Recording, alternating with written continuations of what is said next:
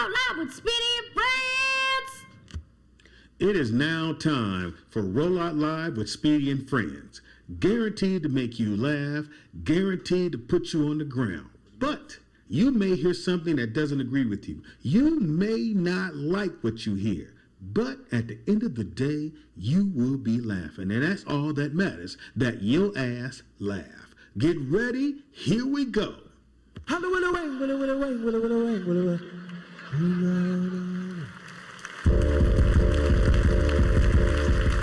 Thank you so very much. I don't know if my mic's on. Don't give a fuck if it's not or whatever it's doing.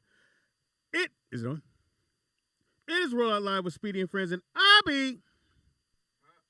Yeah, you gotta be faster on that, bro. Pops. It is September 15th, Wednesday, bitch. Is it? I voted yesterday. For what? You get a sticker? Yep, got my sticker. I think that's so soft when dudes be posting their sticker. Put on I posted my they sticker. put on their nose. I voted. Yes. I voted, bitch. That's So those of you who don't live here in Cali. Who'd you vote for? Do people talk about that after they vote? I can hear that. I hear. I know. I gotta check. My bad. So I voted not to recall the governor. Right. That's what they right for the recall. Because it didn't matter because there was other people on there, but it doesn't matter if you say no to the recall. Right. Then that's the end of the vote for you. They got like 2 million signatures for the recall. Yeah, no, but that's all you need to get a recall. Right. But you need more than 2 million people to vote to recall the brother. That's right. And I think by the middle of the night, it was like 60% no recall and 30% recall, and that's probably that 2 million. They should have recalled him. Nah, the governor's doing good.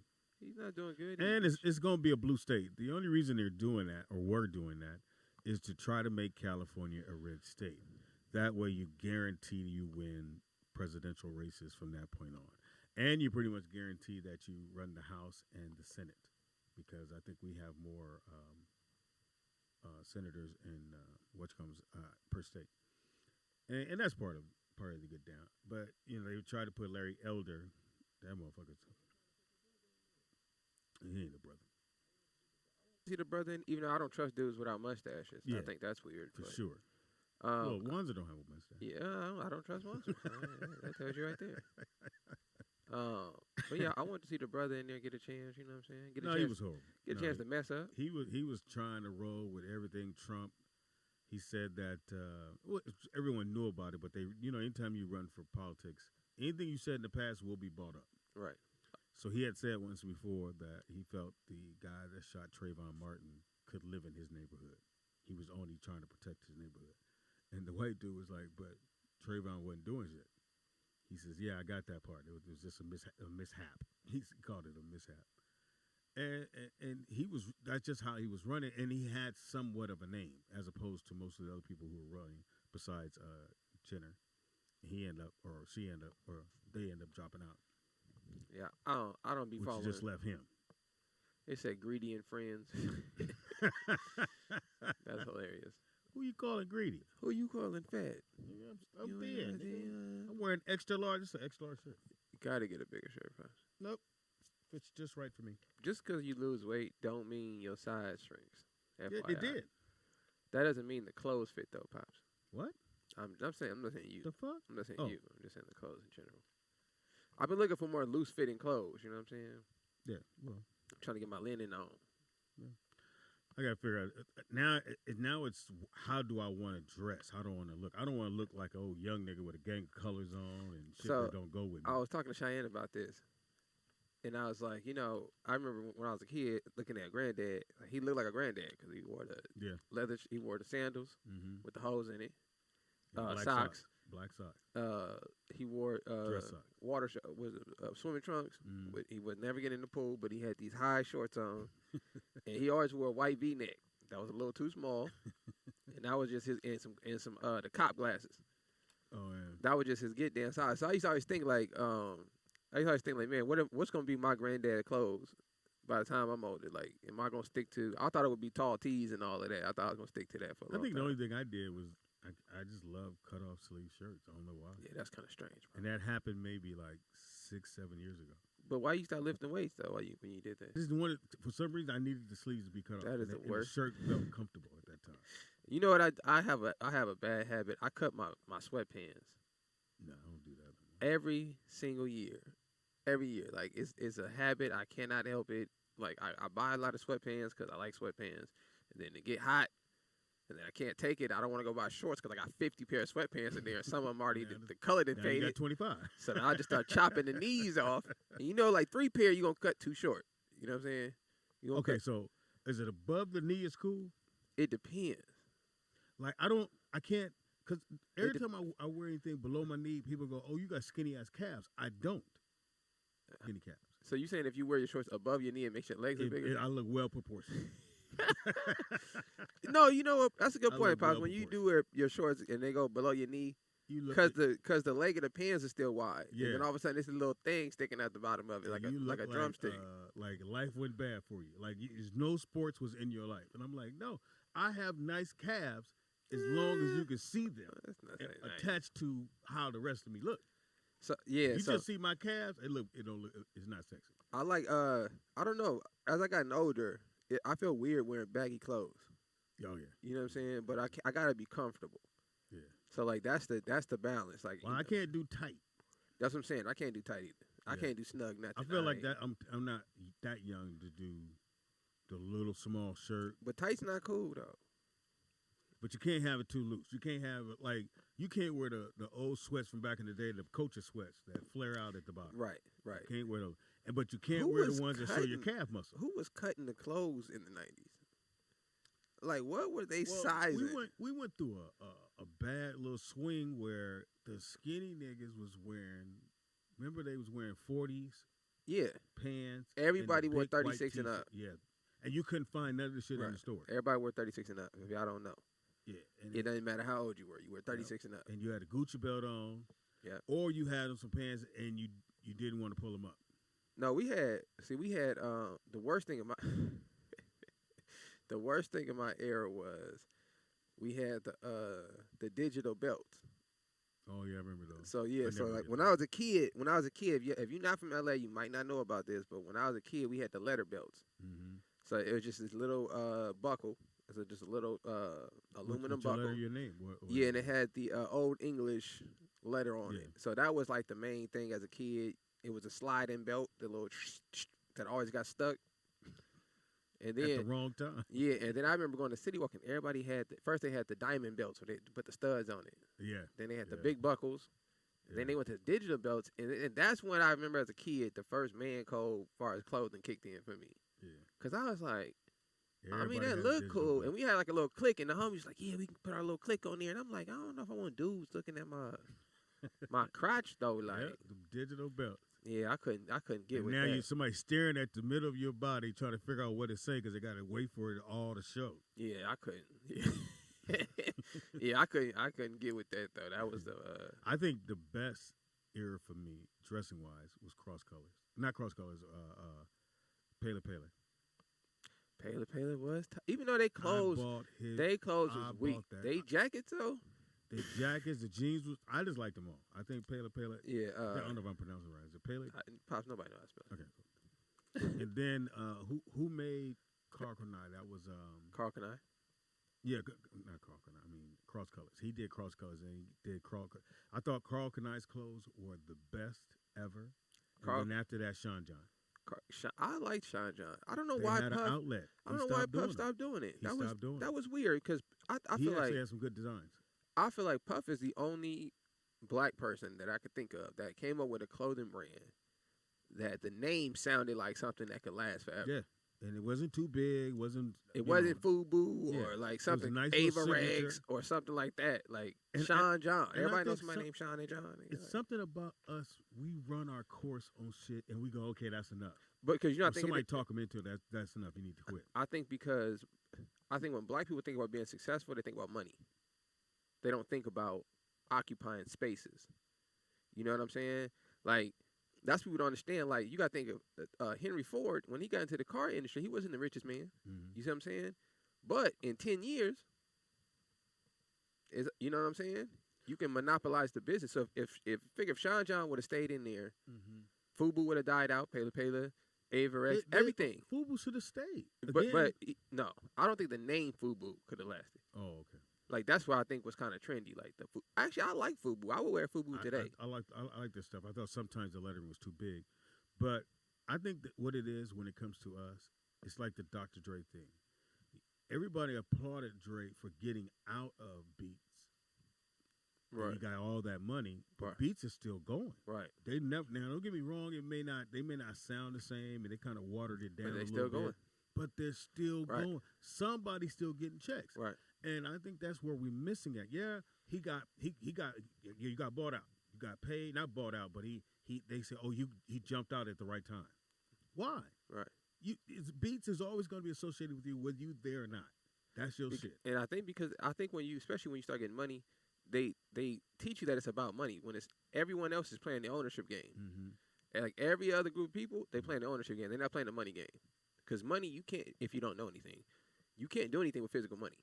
You have to put it into work. You got to do something. If you just have it sitting on your shelf, do something with it. Right. If you just got $1 billion, you're losing money every day. Mm-hmm. So, but if you have $1 billion, you take half of that and you invest in it. You have that working for you. That makes more sense. So, like to your point, him cashing out on Beats by Dre is cool. But I would have just took half the money and invested it and started my own headphones. Just stay with it. Black folks was never going to stop buying Beats because they knew it was associated. How did Dr. Dre not own headphones? That's crazy to me. This is what I think about two things. How does Snoop? This is what I don't understand about Snoop Dogg. Everybody hits Snoop Dogg. How does Snoop Dogg did not monopolize the weed industry in Los Angeles? Yeah, he should. Yeah, this shit associated with it. Think about this, y'all. We have 1 billion liquor stores, right? You got mini marts, you got 7-Eleven, AMPMs, whatever. There's 1 billion weed shops. There should be a Doghouse weed shop. That Snoop Dogg weed shop. But what if that's not his interest? How? Well, this is what I'm saying. You spend your whole life branding yourself. He spent his whole career branding himself. Yeah, he smoked a gang of weed. If I was Snoop Dogg, I would have bought gin and juice. Oh, yeah. I would have made that a drink. Like how Tupac did the Alizé thing. Mm-hmm. I would have made gin and juice a drink. Mm-hmm. And then if I'm Snoop Dogg, I would have just made a dog pound weed shop. But then too, gin, if you drinking gin, you a different type of liquor person. Gin ain't no just ordinary drink. And somebody drinking gin, they've been drinking a long motherfucking time. It's just a weird. But I think Sean John Puffy should have stayed. And I think what happens is when a brand goes very well, like Sean John was doing, they and it's black. I'm pretty sure they didn't want that in the marketplace. Because remember, he made it into Macy's. He made it into everything. Now he's at Ross. I'm going to go buy some shot. If Puff still owned it, I would still rock it. Caller, what's your name? Where you calling from? Welcome to Roll Out Live with Speedy and Friends. Black tea. Hi, it's Dana calling from home. Dang. What it do? Not much. Sorry, Vern. Hilarious. I know, Vern. You got beat. What was your favorite outfit to wear? Or clothing? Ooh, I don't know. I don't have a favorite. What was your favorite brand coming up? Always do that. I didn't wear a lot of brands either. Probably Guess. Oh, I remember the Guess era. Did you go through that was like late 80s. And I remember Guess was popping. Early 90s, I guess. Hilarious. I don't know. What was like the mandatory thing to have as a fashion statement growing up? Like everybody growing up or like teenage years? Teenage years, like everybody had it. Probably cross colors. Yeah. Cross colors. Like, did you have to have a certain item, like a jacket or the boots? You just had to have cross color. You know what? I think you had to wear cross colors. Then I remember the Guess jean jackets were big. Oh, yeah. The pair of jeans, but I've never been a label person. Like, I do like certain stuff that has a good quality to it, but I've never been a label person. A jeans, T-shirt, and flip-flops was it. But see, I'm not a label person. I don't want the label to be huge. That's what I remember so far. See, I didn't want the label to be huge. I don't want no big-ass, like I forgot who's that always put a big-ass, like Carl Kanai put a big... I called in because I had some feedback about the business thing. You guys were like, why didn't Dre stay in Beats and all of this different stuff? Go ahead. But to a certain extent, we have to realize that a lot of times blacks are shut out of these businesses. Yep. Right. And then to have a chip in the game and to move forward, they're pushing you to sell their business. They give you an offer you can't refuse. I do believe that 99% of us has a price. So, sure. Yeah, but like, why not be upwardly mobile? Why not access this? I know the guy that owns Shea Moisture, he bought Essence Magazine. Oh, nice. So someone's always looking, to go up the rung of the ladder, but a lot of times we're shut out. Recently, Black people all came together in the Crenshaw district and tried to buy the mall, and whoever owned it or however they, oh yeah, the set up Westfield the people. sale, they a Russian dude underbid them, and they took it. That was Black people's opportunity to own something in that area, and they're just like, this train is coming through. We're gonna throw up another Starbucks and Jamba Juice, right? And we don't want y'all in here like that. Yeah, that's too much money. So the Westfield. We want to revitalize the neighborhood, and we can't do that with Black people here in large numbers. Dana, can you hear me? Yeah. Okay, so the Westfield people bought the mall, or someone else bought the mall? No, Russian businessmen bought them all. Oh, okay. So what are they doing with it? Because I know I they don't got know. rid of Probably they got rid of. condos, Speedy. It's probably they are going to tear it down and probably build something else. I don't know the overall. I didn't know that. I don't know the plans, but I know that the Russian dude underbid those Black people, and they accepted his bid. Oh wow. Wow. Yeah, because I know a Walmart. That type of stuff happens. They shut us out, really, and people are like, well, why don't Black people do what other cultures do? Not when you're being shut out. Even, right. I'm sorry to cut you off, Speedy, but even these businesses like Slutty Vegan and Turkey Leg Hut, the people in those neighborhoods and in those areas and the business owners come together and file suit because of the smell or the traffic or the you don't have your parking set up. It's really like a concerted effort to shut us down. Yeah, we were doing a comedy club in Oakland, and we were doing very well. And the neighbors decided that it was too much traffic, and they shut the club down. That's what they do. It's always or eminent domain. If they can't get you any other way, Speedy. These businesses and these homes, these Black people, when they come together collectively, like my neighbor is Black, the person across the street, the school has majority Black teachers and all that, they'll do something with eminent domain, and we want to build a park, or, we want to put a freeway through here. We want to do an extension. Oh, yeah, and then they So if you have someone always collectively working against you, that's very hard to go up against, especially when you don't have the capital. But I also believe, like in Puffy's thing with Sean John, I believe he was doing very well as far as being in all the big locations. He was in Macy's, he was in everywhere, and then he gets bought out, and then the brand just disappears. Well, that's what it was meant to do, right? Because he was being too positive and too out there. When Beats first came out about 9 years ago, you could buy them with a Groupon for like $19. Right. Because my friend did it. She was like, "Ooh, I'm gonna buy these for everybody and just give them away because they're so cheap." And then Dre gets involved, and the other guy, his business partner, and Japanese then it just skyrockets. And now, he made all this money and stuff. But to answer Nick about why Snoop doesn't go into weed or cannabis at a higher level, or he wasn't the first one to do it, those licenses are very hard to obtain, and Snoop has a felony. Yeah, but I'm talking about, I'm not even talking about him selling the weed. Like, you can own the shop, you know what I'm saying? You could just own the name, and they could just license the, like for Subway. You know what I'm saying? Subway just a sandwich shop. I get that part, but another thing that I've watched Snoop over his career and always been a fan, and on some level, to me, Snoop stays high, so he just don't have to deal with a whole lot of other stuff. That's possible. That's what I said. I'm sorry, I feel that way so because it's just like, I'm not trying to put that Black man down, but I think Snoop stays high just so he don't have to deal with so much, aggressions where everything is cool, I'm laid back, I'm high, I'm good. Right. And he's in a good space too, I think, where he make a gang of money and he don't have to deal with white people on certain levels. Right. He let his business partner or somebody that does business on that level that works for him or in partnership with him deal with it. And it's just like, because I saw Snoop at a basketball game, and Tiana Taylor had got into it with this white dude, and Snoop was like about 5 feet away. He never looked over. He never paid attention. And I was like, he's so high, he's just chilling. He couldn't react if he wanted to. What you doing today? Chilling, probably going to do some work. I wanted to do my What You're Watching. What you watching? Please, go right ahead. I heard Nick bring up clickbait, but I didn't have enough time to watch it. I watched the whole thing. When I was out with COVID, I watched some of everything. Like what? I got tired of TV. Yeah, I was the same way. I did. I just, I went back and watched Love Jones. I watched Dear White People.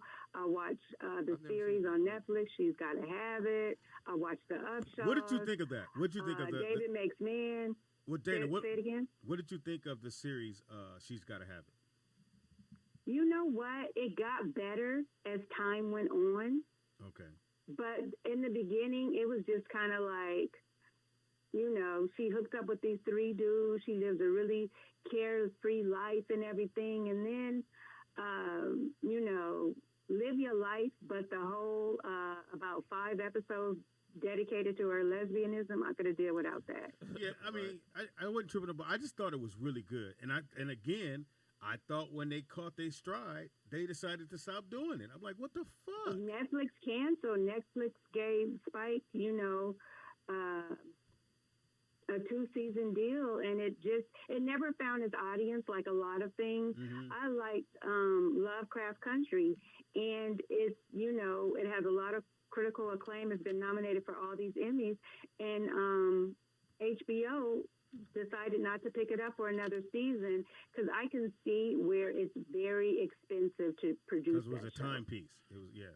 It's a lot of moving parts, yeah. And you're trying to convey a certain story, and maybe they just didn't want to give Misha Green all that green light, like, do whatever you want. But Courtney Vance made a good point when he came out and he won his Creative Emmy, was like, you guys have, HBO, you guys do a lot of groundbreaking things, and you had enough money for 15 seasons of Game of Thrones, mm-hmm. but not a second season for Lovecraft Country. Nope. Yeah, and that's why I was going to say I don't want to go. I didn't want to go with that thought of they didn't have the money because they got mad money, but also they have the money. It's just. It's a lot of moving parts, and it got picked up for a second season. I'm looking at this shit going, what the fuck? And some of the writers, they're winking at them. It's a wink and a nod, Speedy. You have to admit that some of these black shows, when it picks up a audience like that, where we're all watching, and it's not, it's about black trauma. The underlying theme is the black trauma.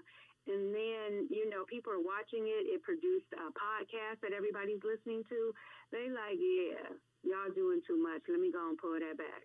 Because I feel, and I may have said this before, even on the show, on Jamie's show, I felt like this is a show that should go easily 5 seasons.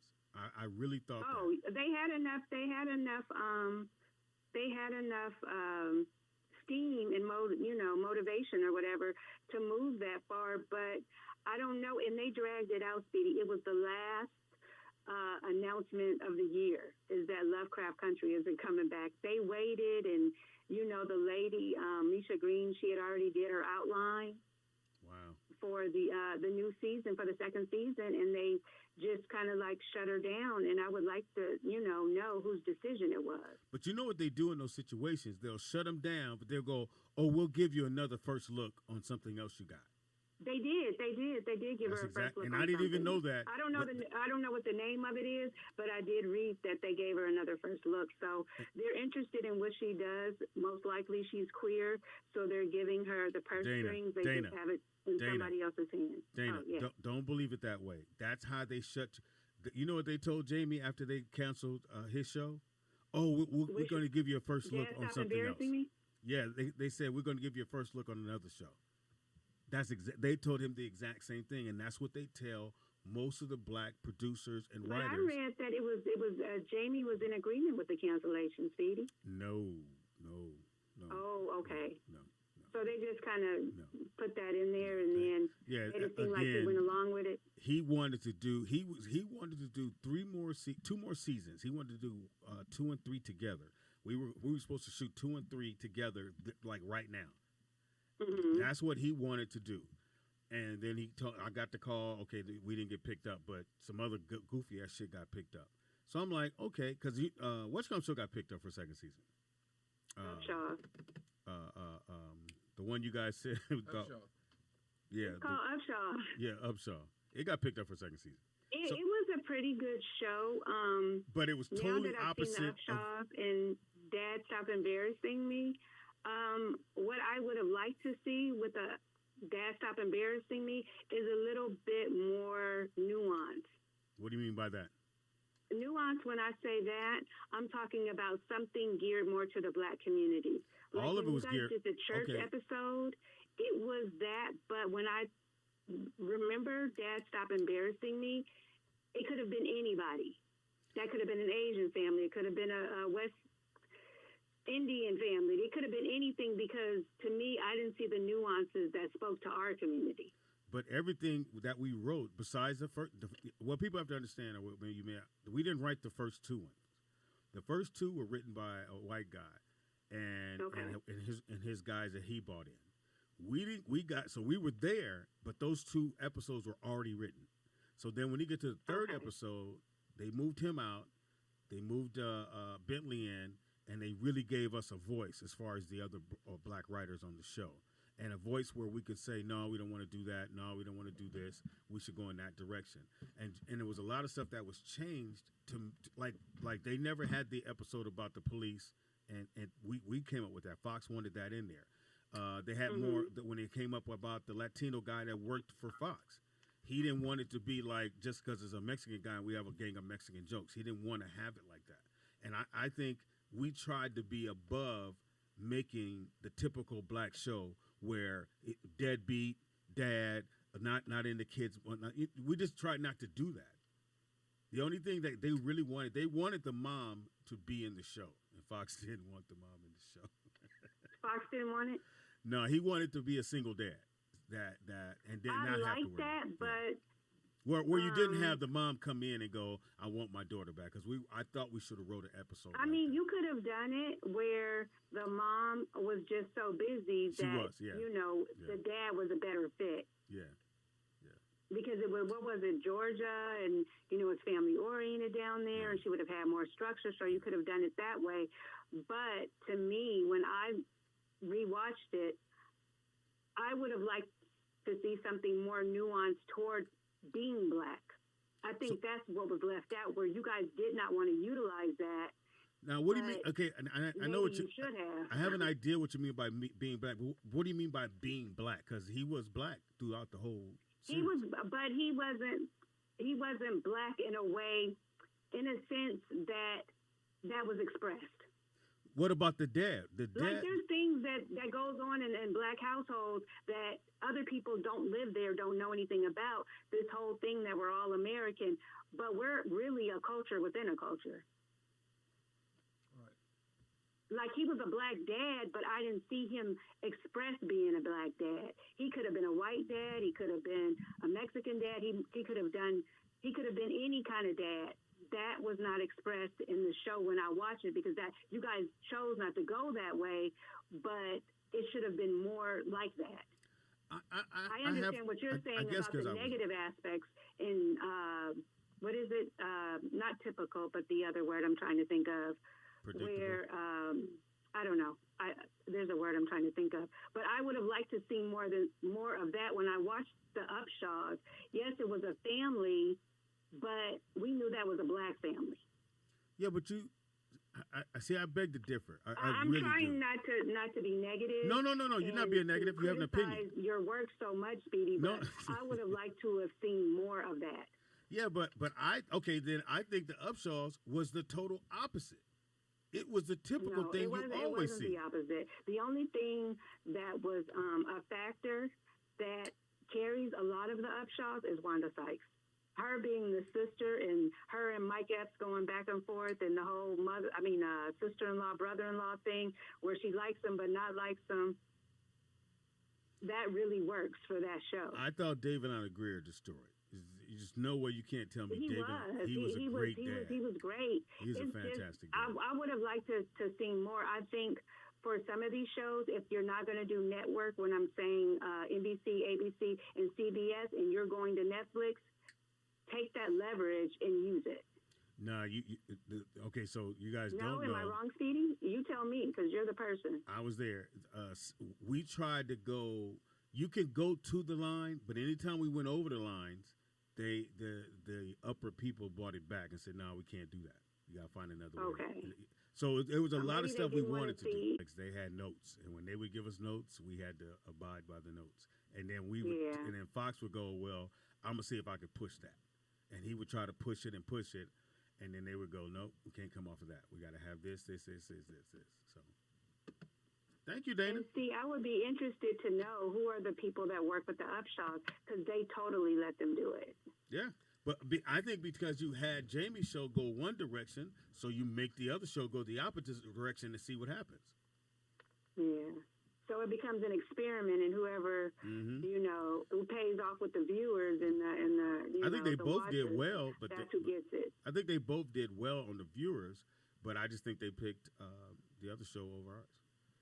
Well, whose numbers were better? Because when it comes down to Netflix, it's about numbers. It's not numbers. There's no numbers in Netflix. It's never about. It's never about numbers. With the people. They just want their thing at Netflix is that's why they wanted you to do. That's why they do series. That's why most of the stuff they put on is a series because they want you to watch all the series. Ain't no commercials. They want you to watch from 1 to 8. They need you to watch 1 to 8. That's all they want. They did the same thing with Regina King's TV show. Mm-hmm. I mean, not TV show, but Netflix show, 7 Seconds. It got her nominated. Everybody was watching it, and she didn't get a second season either. I think that kind of remember when someone would get the best new artist of the year, and then you never hear from them again? Oh, yeah, that's a curse. Yep. That's always been a curse. It happened to Terrence Trent D'Arby. He was supposed to be the new Prince. He might work at Taco Bell as far as I know.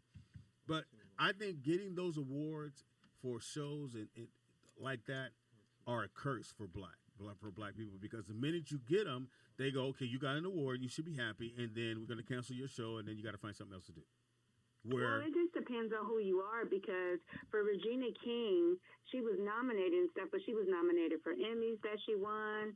She was nominated for this, that, and the other that she won. So I would say in her case, it's a no, but I do know about that. And I hate doing that's a curse to get the best new artist or the best new show or whatever. I hate doing the if thing, but if she was white, she would have at least 6-7 shows under her belt right now, directing. Yeah, but you know what they say, Speedy. Yep. Tell me. If was a fifth, we all be drunk. That's why I didn't want to say it, but I did. Thank you, baby girl. All right, y'all. Bye. Call in. Let's discuss it, man. I love discussing Hollywood, being in the middle of it. Well, let me 818-914-4087. One more time. 818-914-4087. You have a shit written down somewhere. I hate to be the conspiracy theorist here, but let me just give y'all a little knowledge. So you guys everybody should do the research. This helps me, like when I get into these debates, not to get so emotionally invested into it, because it's cool to talk about. Hang on for a second, caller. It's cool, but I have to keep in perspective. The purpose of creating television was to program people. The purpose of theater, before they even had television, back when they was putting on plays with the Greeks and the Romans, the purpose of that was always political. It had nothing to do with entertaining the people. That's a waste of time. No one cares about that. So I'll always keep that in perspective when I'm watching television, and I don't agree with what I'm seeing. So when I look at if I take what you're saying, I truly believe what you're saying is correct, because if you take Upshaws and you take what's the stop embarrassing me. So look, what's the political message, right? That so in Upshaws, we'd rather show you deadbeat dad, right, with 2 different baby mamas. So look this: when you got Jamie's show, right? He doesn't have a woman competing with him. No, he is an alpha male in his show, right? The beautiful lady with him is feminine. She's not arguing back with him. She wants to help him. This is putting black, and his daughter got respect for him. He's taking care of his family. And if she ever dared to the side, he goes, right. Oh, he corrected. They go on to church. Right. There's nothing wrong. There's nothing counterproductive about his show. When you look at the Upshaws, even though I like the Upshaws, when you look at it, you got the gay son. which that was uncalled for. There was no need for the gay son. You could have made Wanda Sykes gay because she is gay. Because no dude wants to hit Wanda Sykes. Yeah. So I didn't understand. That's how you know it's a narrative. Yeah. Because if you needed a gay person, use the gay person. He misses his the other twin son or twin kid. He's got multiple kids spread everywhere. And he goes to the house and they're gambling. They're shooting dice on his birthday. And the mom is constantly arguing with him. So that's making it look like that's the normal, and that's what the world thinks is normal for black people. And that's why people went, oh, it's so great. Right. And this is my thing. And the sad part is this, Pops, I thought that was normal until I met Tommy and Whitney. Mm-hmm. And I got a chance to see, I was like, oh, shoot, this is young black people that don't argue? Because on TV, that's all you seen. Mm-hmm. So you think if you're a young couple, you got to argue with your girl and all that. Mm-hmm. I seen Tommy and Whitney, I said, oh, they don't want you to know that. Yeah. That's not a good narrative for the whatever you want to call it. What's your name? Where you call it from? Fern. This is L out of Houston. Take that L. L Boogie, what up? What's the Billy? You, man. Slow motion. So y'all didn't hit on so many different things, man. I'll miss out on some stuff I want to talk about.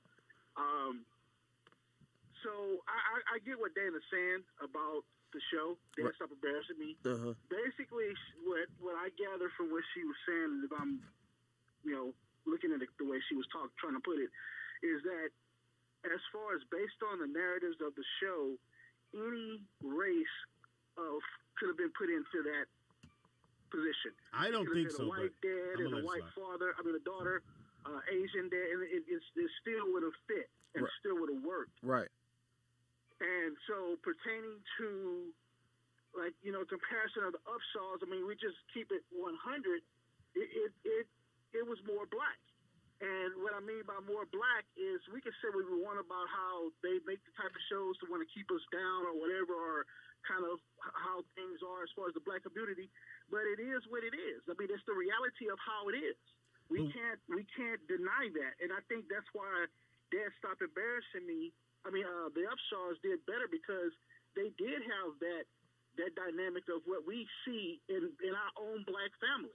So what would you say?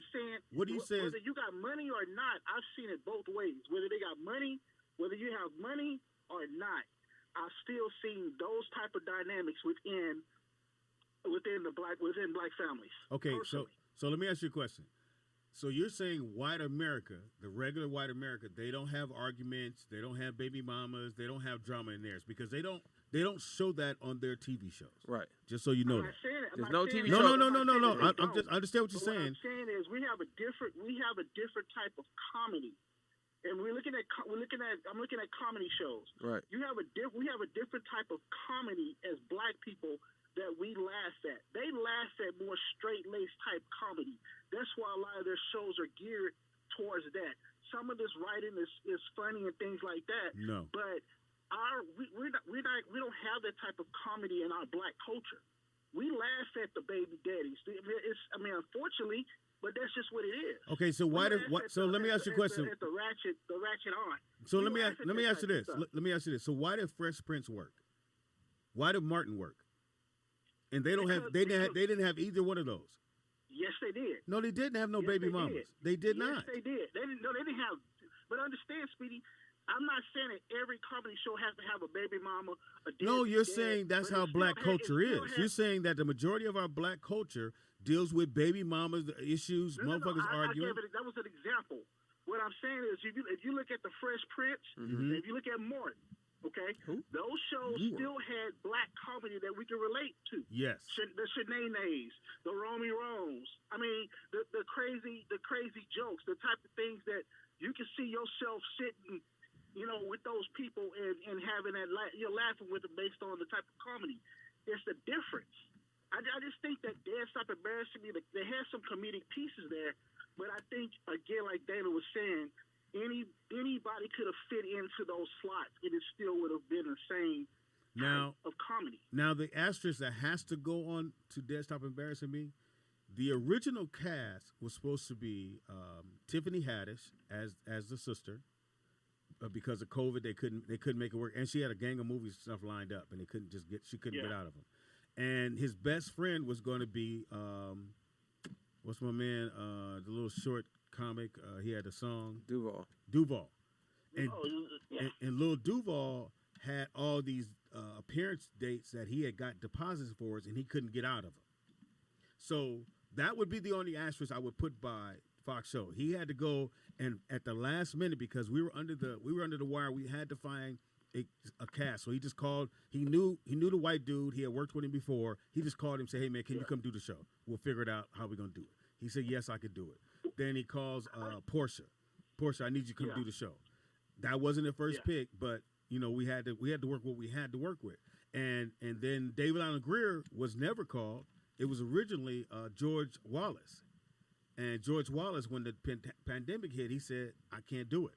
And that's how we got David Allen Greer. So the whole show was... And that's what I mean, Speed. Like, David Allen Greer and Wonzer was hilarious. Were the saving grace of the show. Yes. They did the back and forth arguing that we see as black people laughing and, let's just keep it 100. We have that type of stuff happening, and it's funny.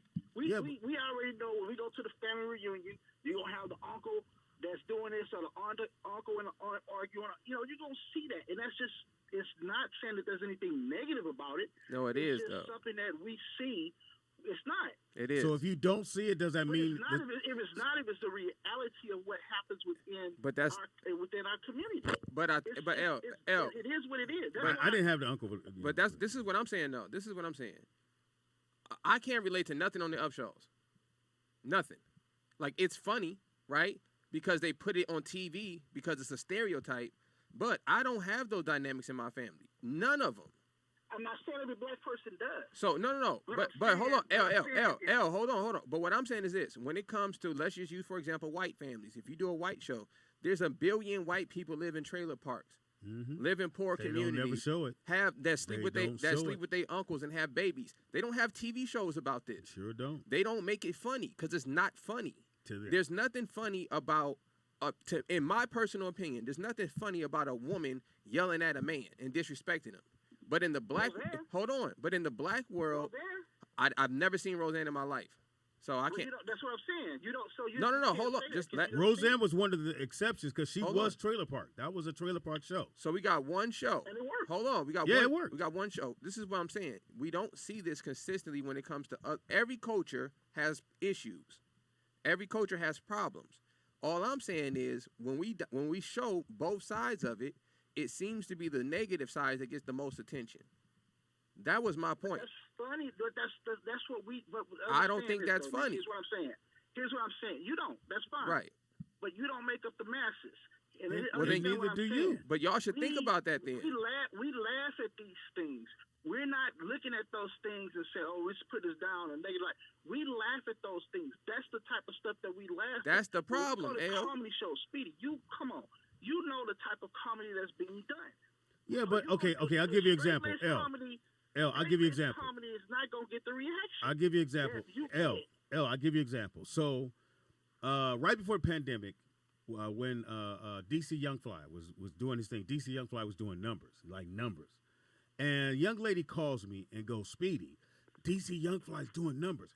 Stand up is old. Nobody's doing stand up no more. They're doing what DC Young Fly and those guys are doing. They killing." And I listened to this young lady on the phone and I went, "You got to be absolutely crazy to try to tell me that stand up is dead." And she's younger, and her belief was DC Young Fly is the new. And I'm not hating on DC Young Fly, but she said, "No, this is what comedy's evolving to, where you just show up and you clown the audience and then you go home. You don't give I give no part of what I do. I clown, but I also do my stand up and show you part of how I grew up or my life." Mm-hmm. And she literally was like, "Speedy, you, Fox," and she started naming all these comics. Y'all it's about to be over for y'all because these young comics are doing these and they doing mad numbers. And I told her, I said, it's only going to last a minute, and DC Young Fly and his group is going to be the only ones that are going to get that money. And that's exactly what happened. So when you say, "Oh, you got to be like this," no, you don't. You don't have to be anything. I think Fresh Prince of Bel-Air never went there. They never had to. Now, they may have had somebody come in and play something different, but it was absolutely a white show. That could have been a white show. You know that could have been a white show. You gotta look at this, Speedy. Fresh Prince of Bel-Air.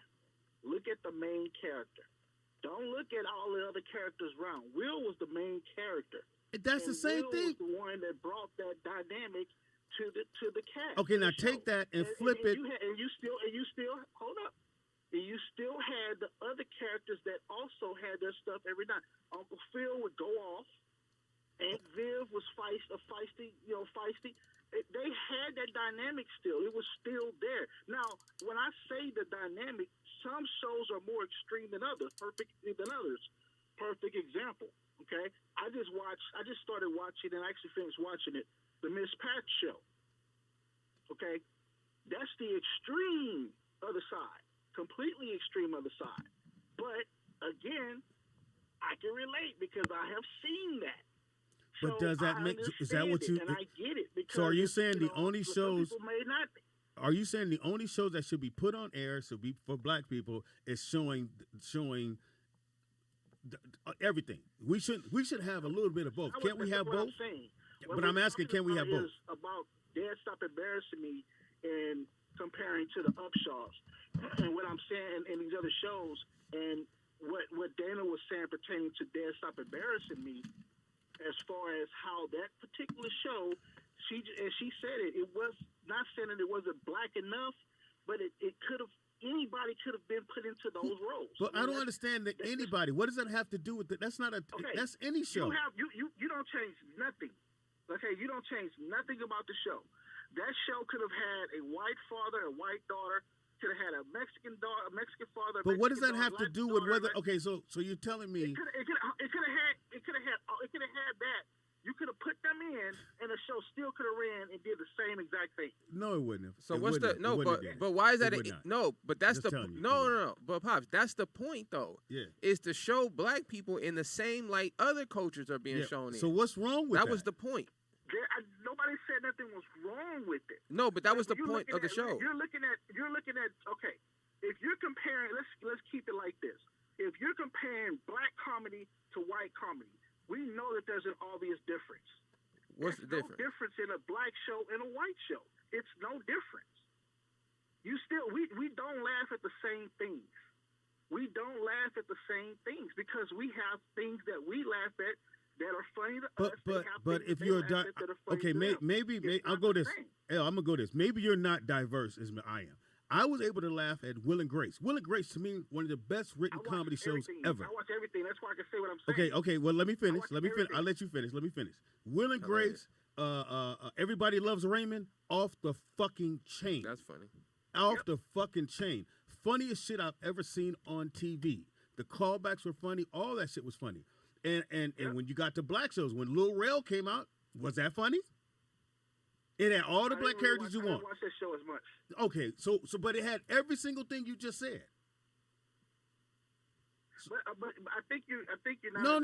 No. I'm saying it had everything. It had the baby mama dramas. It had the daddy with 2 kids by itself. It had all that other shit, and it still didn't work. But Speedy, this is okay. Understand? Right. A black show is no different from a white show. Not every one of them is gonna work. It doesn't mean just because you have that it's gonna work. I'm not saying or you don't have it, or you don't have it, it's not gonna work. But I'm saying it's just like does every show work? Some shows don't get picked up. Some shows don't work. That's with everything. So I'm not saying that if you do these things that it's gonna work and it's gonna be a hit. No, right. Every show still has to have that chemistry. It still has to have something to draw that audience to want to watch that show. When's the last time you saw a black show where they went to church? Just tell me when that. Just tell me when they had a black show that went to church. Never. And they told the daughter says because these young kids don't go to church, and when she said, "Oh, I'm going to go do yoga," all the older black people said, "What the?" Because they're like, "No, we go to church on Sunday." When the last time you saw that on TV? Good times. Thank you. Come on, man. We got to be better than that. We should be better than that. I get what you're saying. But I think you've been a little defensive about it. I'm not defensive at all. I know it may sound like it. I think you are. I'm not, but what you think is fine. But I'm not. If I say I'm not, I'm not. But I agree with you, Pop. I mean, I'm not saying. What I'm saying is, every show is not going to work. No, everybody knows that. Hell, that's everybody knows that. All the shows are shot in the dark. The audience to want to watch it. Yeah, all the show, everything you write down. Like I got 4 or 5 movies and a couple of TV shows. I don't know what they're going to do until they get on their feet. Until somebody. Okay, I'll give you a perfect example, Speedy. Hilarious. The Cosby Show. Mm-hmm.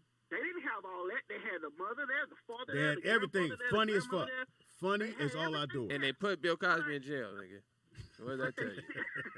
So what does that tell you, nigga? Had that stuff. They still had stuff. Yeah, and they put that nigga in prison. Laughed at because I'm not saying that it has to be super black, but it's still. That could have been a white family. That could have been a white family. Right. We could relate. Nope, though. that could have been a white family. Don't even try it. That What family? Hello. Oh, what happened? You hung up? But it worked. That's not what he said. I said it could have been a Japanese family or it could have been a Latino. It could have been a Latino family. It could have been whatever. Right. This is not the case. Right, but you still gotta have something to draw the audience back to want to watch the show. we agree, L. Bill Cosby. But the point was that you said anybody could have been on Dad Stop Embarrass Me, which I agree, because there was no scenario on there. But I disagree too, because I think the church thing was good, because in most families they wouldn't have frowned at yoga. That's a black thing. So I think they did hint of some element to that. What I think was missing was the ghetto element.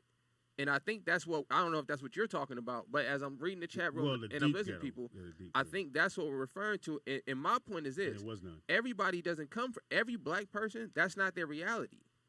Every black, that's what, and like, like I was telling my pops, like, I didn't know there was black relationships that people didn't argue, because whether it was directly in front of me or on television, that's all I seen. Whether it be Love Jones or Poetic Justice, that's all I seen until I met a black couple, and I've known these people 6-7 years, and I've never seen them argue. I've never seen his wife disrespect him. So that gave me the reality to go, wait a minute. This what they show me on TV is not reality. There's other people. Just like every other group of people in the world, black people are multidimensional. We don't have to have a loud auntie. Like we don't have to. I said at the very beginning of when I started. You got a gay son? Do you got a gay son? No, I don't have a gay son. How many black dudes do you know with a gay son? A couple. Out of all the guys you know, though, it's a couple. Yeah, just okay. a couple. Is it a common thing or an uncommon thing? Well, look, let's go. Look, Speedy, you know this. Mm-hmm. Back in the day, you always had that one dude. Yeah, he was happy. We called him happy. That's what my mother called him, happy. You had that one dude. That one dude that was happy. Whether he was related to you or not, we all knew that one dude. I had a cousin. I can say his name. You dig what I'm saying? I had a cousin. His name was Bucky, and Bucky. That's a gay name. And he would come to family reunion. He would always show with some little dude, and it was in the black. And in the black culture, we don't say nothing about it. Nobody says anything. And if somebody does, they'll nip that. Hey, shut up, be quiet. Let him be who he want to be. And he would just pranced around the house. He want to play jacks. You want to play jacks? Then let him go. Do it. Let him do it. You're right. You had that one. You had that one.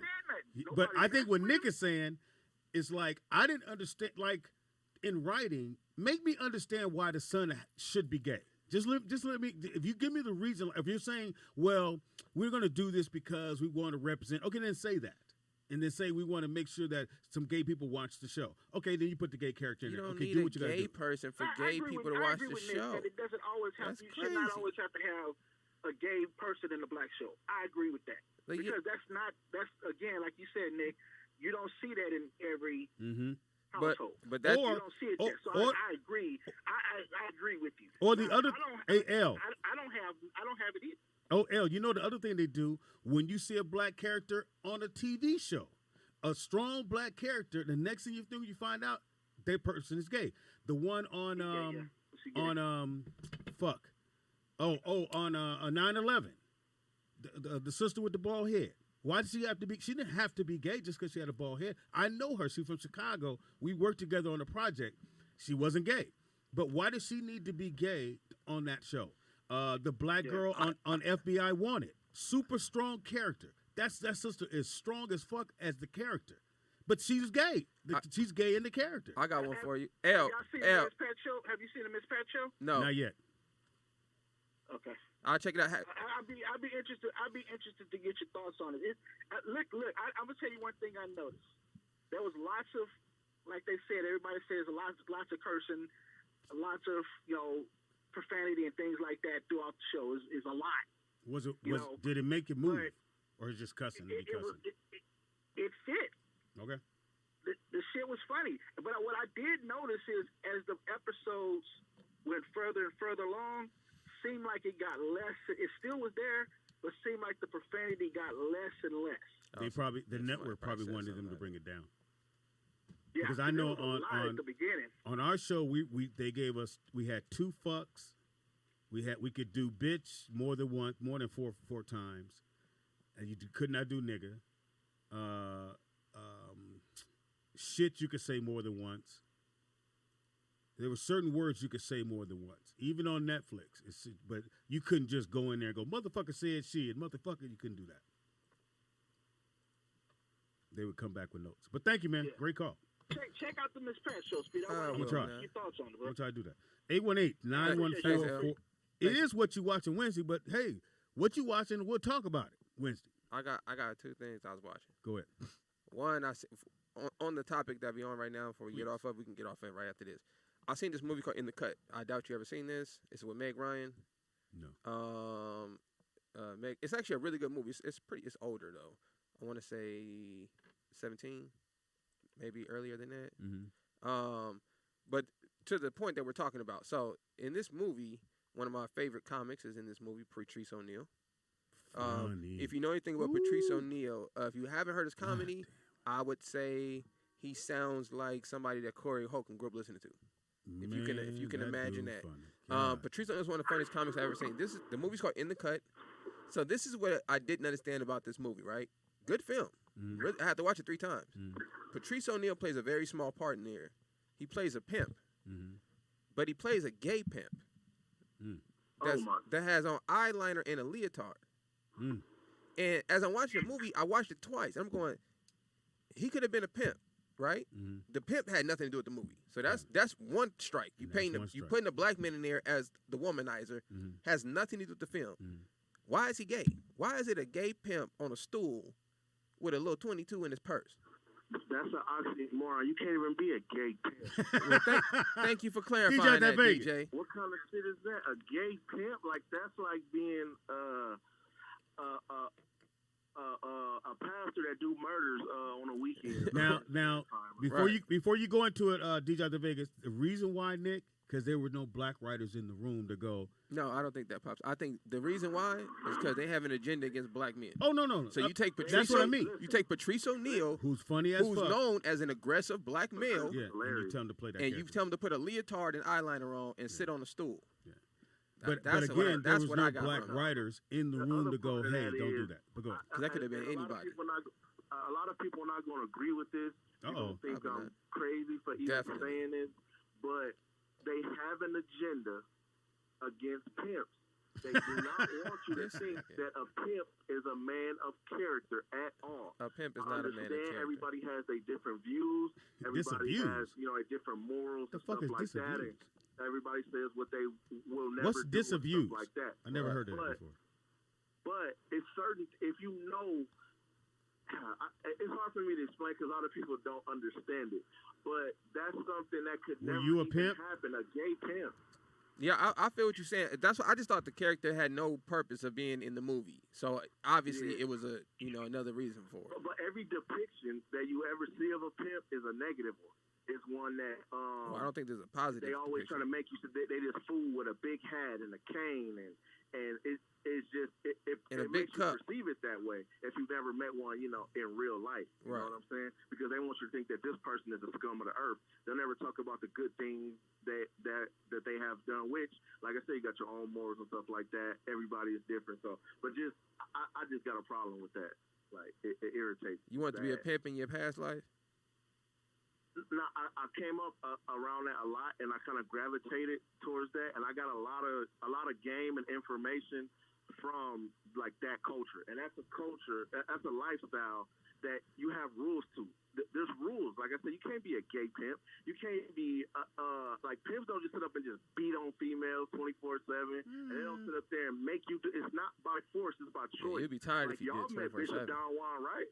Yeah, he gave me a ride to school when I was in junior high school. One of the coolest dudes. Like we all know sugar free. Yeah, but you're meeting him on the surface. Yeah, I wouldn't let my sister grow out with him. Yeah, you're not. Hell, you talking again, about? I'm not saying you right or wrong, DJ. I'm not saying you right or wrong, but let's just keep it real, nigga. Now, again, have you ever watched the thing on Prime about Slim? What's his name? Iceberg Slim.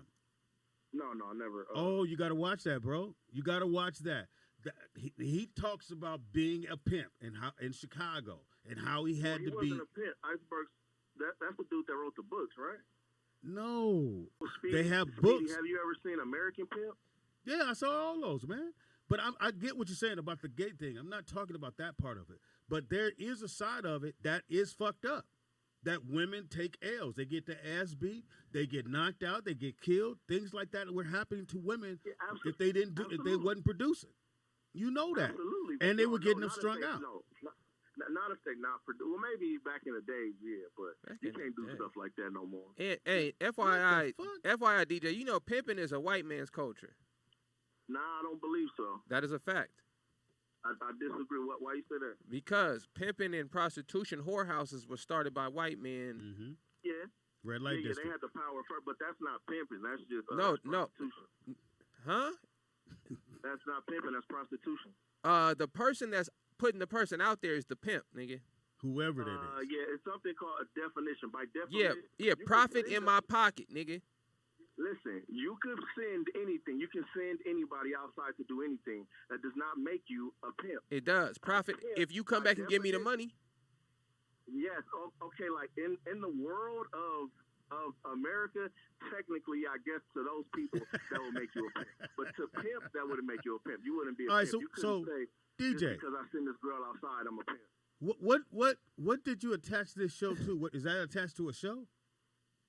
Or you just wanted to call in about the pimp shit? He was just okay. You defend the pimp. He just wanted to be he was defending pimp. No, this is like real life, like from pimps. Like if you talk to them, like they will tell you these things. Like if you're not following the rules and regulations of the game, like you're not a pimp. Like why would I listen to? Okay, this is what I want you to do. I want you tonight to go to on Prime, Amazon Prime, and watch Iceberg Slim. Okay, and then Speedy, have you just watch it. American Pimp? I saw that. I'm just, bruh. Yeah, I said I saw that. That's like late. That's like early. Everybody 2000s. saw that. Okay, I asked the question. Why y'all get so hot? Yeah, that's like early 2000s. American Pimp. All I'm saying, bruh, I want you to watch Iceberg Slim. Speedy, look, I'm gonna be in Cali. I'm gonna be out there Friday. Impossible. Can we do a show? Can I come through? Absolutely. Yes, nigga. And Absolutely. we can talk about this I want to talk about this on Friday. On Friday. Yeah. Don't play. Are you bringing the Hellcat? Yeah. I'm gonna drive the Hellcat. All right, so I'm gonna make sure you have a parking spot in the back. We're gonna give you a nice little parking spot. Please do that because I cannot park my shit on the street. No, we ain't gonna let you park on the street. But, I'll park my test on the street. But look, Speed, can it be a late show though? Because I gotta go to a funeral that morning. So can it be something late, like the late show, not nighttime, but like afternoon? Yeah. We can start a little later on Friday. We'll start a little late. Yeah, give me like 2, 3 o'clock, man. I'll be Done there, deal. man. Done deal. All right, for sure, DJ. Look, we got you. Okay. Wait, what you say, Nick? I said we got you for sure. We're gonna lock you in. I'm gonna hit you up on the IG. But look, I wanted to speak on a writing thing, with the shows and stuff. Go ahead. Yeah, he went. I think the problem with as a consumer, and this is like I said last time, this is the kind of thing that makes me want to write and shoot my own Don't stuff. do it. No, shoot yourself. As a consumer, I feel first. like stories are not being told right. And some of it, like, a lot of stuff that gets put out, like, it's corny. Like, I'm not talking about nobody particular, but I'm like, a lot of stuff would just be like, like, it'd be some me. Like, what show right now could you watch and be like, just holding your stomach laughing? Right. Like, nothing is out like that, and nothing is, like, real. Like like you got different type of black people. You got the hood stuff. You got black people are regular people, but it's like still these shows is kind of like not connecting, and that's why a lot of people kind of group towards that Mike Epps show, and that's why a lot of people is gravitating towards this Miss Pat show. Think about it. That show is on BET Plus. I don't know nobody that got BET Plus, but a lot of black people know about this show, and it's going viral on social media because they in there talking real shit, and they cussing like a motherfucker like people do, and it just feels more real, and it's not corny, you know? I'm gonna check it out today, DJ. I've never seen it. Yeah, well, I don't have cool, BET Plus, so.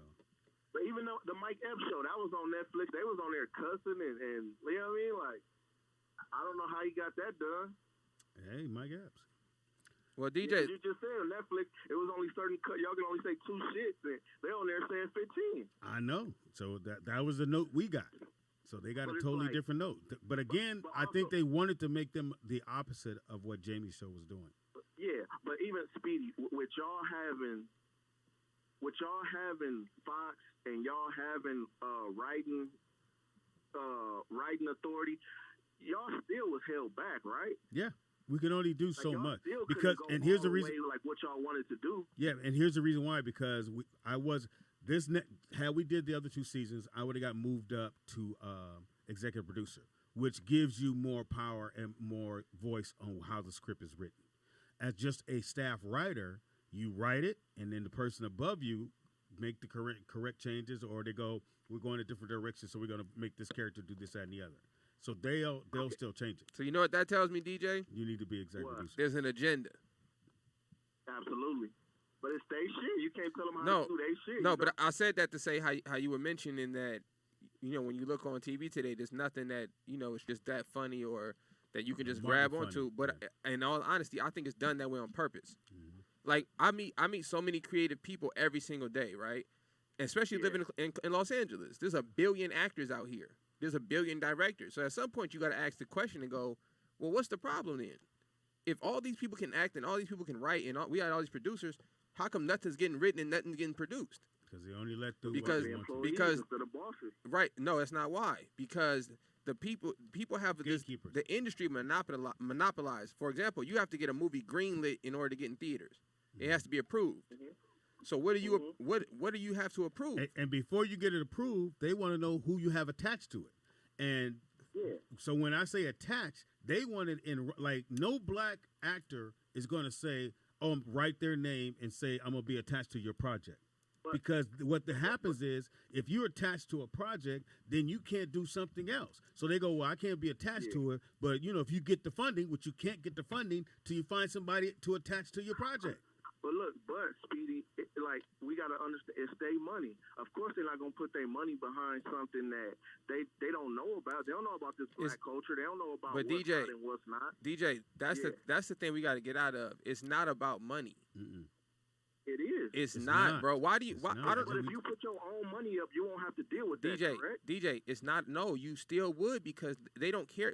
You're gonna have to get the movie greenlit to get it put in theaters, which means you have to send your film off, and then another group of people have to approve the message in your film. So I couldn't pay money. No, I couldn't pay the price to have my money put in theaters. No, so for example, what was the movie? Nate, what you call it? Did Nate Parker. Nate Parker. Not 12 years. The Nat Turner movie. Okay. Right. So for example, even though he put his money up to film the movie, right, he had to go sell the movie in order to get it into theaters. So he had to take the film, take it to a little showcase. Somebody bought it for, I think, $17, $18 million. Then they were able to put it in the theaters because they was not going to allow him to do it. Because that's not how the system is set up. So say if I'm the more money. No, it's not about the money, bro. It's about the relationships. They're not going to let Nate listen. They're not going to let Nate Parker do that, because that establishes now background for other blacks to say, you know what, we don't need these people.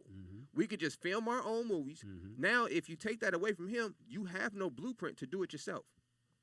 But if he went to an app, or he went out the trunk, he wouldn't have gotten. He could have made some money. He wouldn't have made theater money. The money comes in when it goes to the theaters and then go overseas.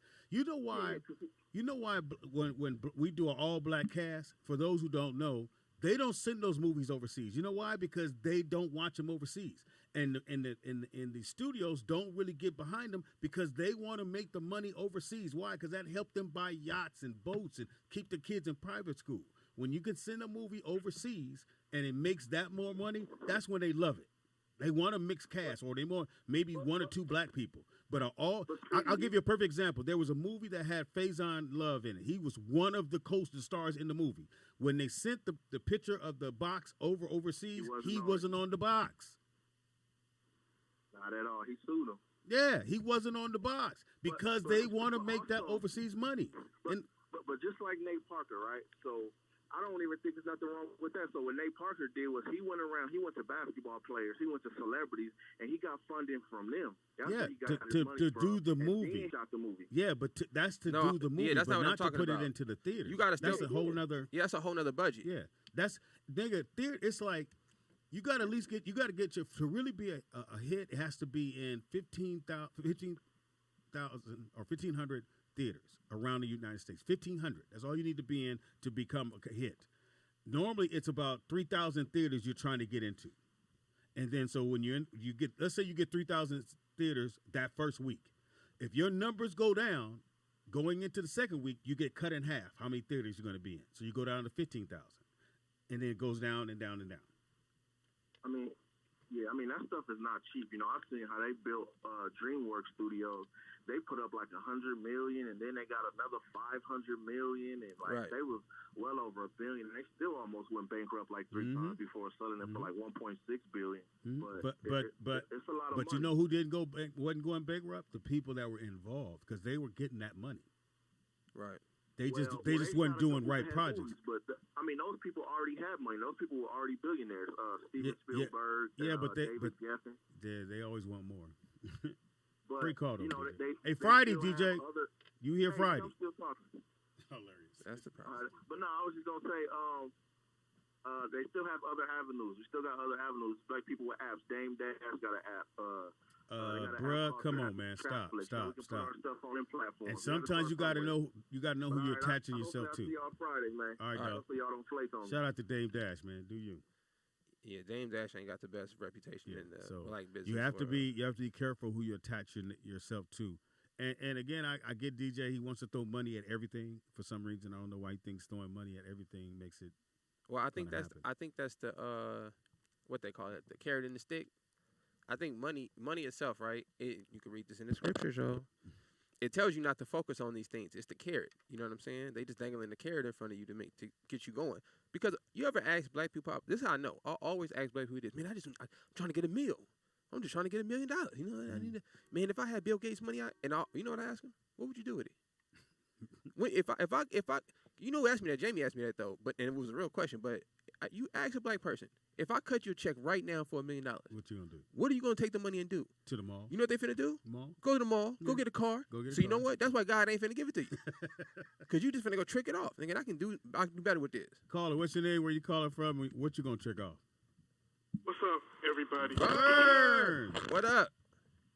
I went back old school for this one. I went and I watched Blood In, Blood Out. Love that movie. Great movie. And I said to myself, and I watched it, and I go, this is a depressing-ass movie. Oh, of course. And people go, well, what you mean by that? And I'm like, if you pay attention, that white boy, he was not loved by really anybody. Because he was white. And he was because he was mixed. That's number one.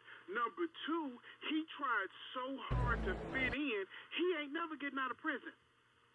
Even though I'm acting like, even though we talking like this is a real story, but still, that boy ain't never getting out of jail, ever. Right. That was a good movie, though, Vern. It was. It showed a side that we never saw before because he went to prison. He went to jail twice, and then he went to prison. As soon as he got to prison, he ain't never getting out. See, why they got to show another black gay dude? Because they just do that. So just so you know, here in California, because everything is separated, especially when you go to jail. But there are white dudes who. You know why that is? Because that's just the way it is. But hold on, let me finish. There are white dudes who grow up in black neighborhoods. They grow up in Latino neighborhoods. We're more to go, okay, he cool. most Latinos and most other races, when you get in those situations, they go, hell no, because he's not this, that, and the other. Yeah, black people are the only people that go. We're the more receptive. Let's get along. Yeah. Everybody else don't play that game. Eminem could come hang out with us because we go, oh, he cool. Yeah. Yeah, but Eminem couldn't go hang out with the Aryan Nation if he was hanging out with brothers. He couldn't. And I feel him on that. Eminem stay over there. No. He's not black. He's I don't know what his name nationality is, but he's not black. Who's that? The guy that tried to take it from him. Right here? He's Latino. Yeah. He's Puerto Rican. He's from New York. That's a Latino man. Yeah, he's Latino. I forgot his nationality, but he's Latino. He's Latino. Yeah. Puerto Rican. And he's trying to show him the ropes and tell him that he was like, no, nigga. That was a good movie. It was a really good movie. He was like, I'm Mexican and I'm this and like, no, you're a white boy. Go sit your ass down somewhere. They were pretty much on and point. And all the shit he had to do to get along, all the shit he had to do to feel like he fit in. It was so bad. And the saddest movie I've seen, even though most people don't agree with me, is Snow. Snow, what's that? No, I mean Blow. I'm sorry. Oh, Blow, yeah, Blow. Blow's good. Which one's Blow? With Johnny Depp. Johnny Depp. That is one of the most depressing about movies the door. I have ever seen in my life. What was Blow about, Vern? I forget what that was based on. It was about Johnny Depp. He was a big time dope dealer. Yeah, but it was based off of something that actually happened. Was he flying the cocaine back and forth? The guy himself. The guy was a big time. I mean, it was based off a real person. Like the dude was like the dude who got the club. What was the club popping in the 70s? He couldn't even know what to do 51, with. Area 51. What was Studio 54. Still 50. He was about I think the dude who got all the cocaine and all that stuff popping in that era. Then the worst part about it is that why is it every time somebody say, hey, one last run. You know why, Vernon? Because that's real life, though. That's real. Yeah. Somebody always says, "I'm gonna do it one more time." That's real life. Every time they say one more time, that's the last time they ever do some shit. I'm surprised somebody has a rotor script where they don't say that, or if they say, "Nigga, this my," and they actually get out of it. Because I listen to that voice in my head. He's been in the game forever, however long. You went to jail, you got out. They say, hey, man, your daughter, your whoever, say, look, I ain't dealing with this bullshit no more. You can't do this shit. Leave that shit alone. You're doing good for, it's always about 6 months out of the game. They doing good. Then somebody comes in with a sweet deal, and they can't resist. Facts. Well, have you ever watched the movie Heat? Yep. We talked about this on the show where... that was where Robert De Niro's character in the beginning, he says, "No, you're never going to catch me because I'm not attached to anything." And then what happens? He meet a girl and he can't leave, and he gets caught. Which I just want sometime. How about he really didn't get attached to the white girl and he did leave her, just upped and bounced. Should have shot her. Wow. It's a couple. It was a movie like that a long Which time one? ago where the guy. He was trying to do something. Is this I think he was trying to become a leader or something in a gang or something. I can't remember the name of the movie. And he met this girl, and she was trying to, get him to do something different. And before the movie was over, he killed her. And was like, this is what I'm doing. There's nothing on this planet that's going to stop me from doing what I'm doing. You're not going to make me soft. And he killed her. Yeah, that's what I'm talking about.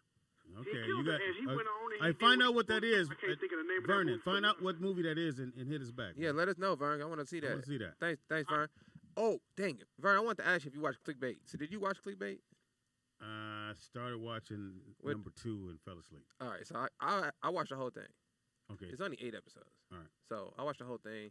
Is it good or not? It's good because you can't figure out what happens. Which is, I always appreciate it in films. Like in any show, if I can't figure it out, I'll watch it. Because now I got something to hold on to. If I figure it out in the middle of your shit, I'm done. I don't watch it. I don't respect your writing, none of that. So they did enough twists and turns, you're not going to figure it out. Okay. The only thing I did not like, and this I'll show you how much a stickler I am. They didn't have, it was white people, so it's not gay characters in white shows for some reason, which is really strange, but whatever. The only thing I didn't like is at the very end, they're arresting a lady, okay? And So they're Not chasing. giving anything away because I'm not saying who lady is and that. So they're just arresting someone, right? But anyways, they go through the whole process. But protocol for any arrest is I'll pull the gun on you, freeze. Now, once I tell you put your hands up, check if you ain't armed. But once I tell you to get on your knees and put your hands behind your head or something, what does that mean? Handcuffs. Automatically. Yeah. That's what any maybe because I'm black and that's our reality. so I see your handcuffs. Or I see you going on the knees, hands up. Okay, cool. The next scene, she runs and grabs somebody. Huh? So I was like, wait a minute, nigga. Wait a minute. In reality, when the cops pull guns on you, oh, so she got away from them? No, she was still with the police, but something happened where she just reacted to it, and they needed the scene to be dramatic. So they need her to run up and like grab the person and hold them. In order for to make it, dramatic. So I understood that part. But I was like, that was the only thing. So I was like, bro, in no world do cops pull guns on people, put you on your knees, and then just walk with you to the other crime scene. Like that's never. So that was the handcuffs going to the crime scene. That was the only part I did not understand. Carla, what's your name? Where you calling from? And did you have handcuffs? Definitely. Hey, it's Nakia from Definitely. Where else would you be from? What up, Nakia? Well, I know a couple of Nakias from everywhere. Okay. Well, it's a black name. But anyway. That's racist. Actually, Speedy, it's not a black name. Was it Polynesian?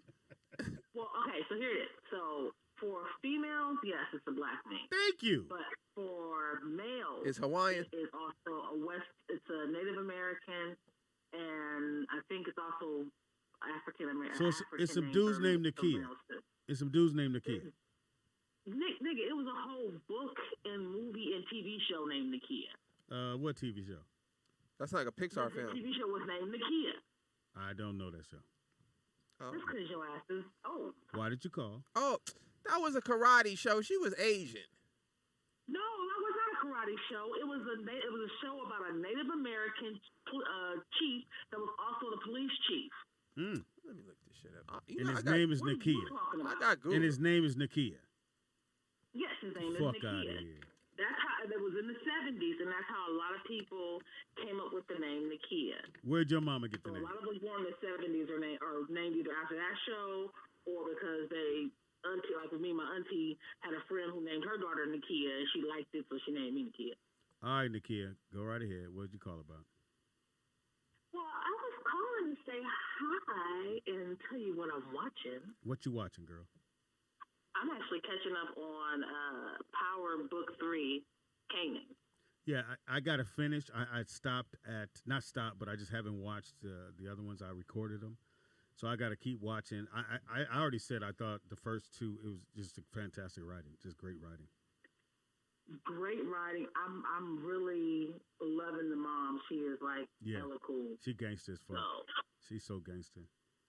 Yeah, and then and also there's a white dude by the name of the kid who's a singer. I don't know who the fuck he is. Yeah, we don't care about him. Now, are you gonna watch the Black Mafia family? What is that? That's another one of 50 Cent's shows. It's about to drop. Yeah, so I'm probably gonna watch.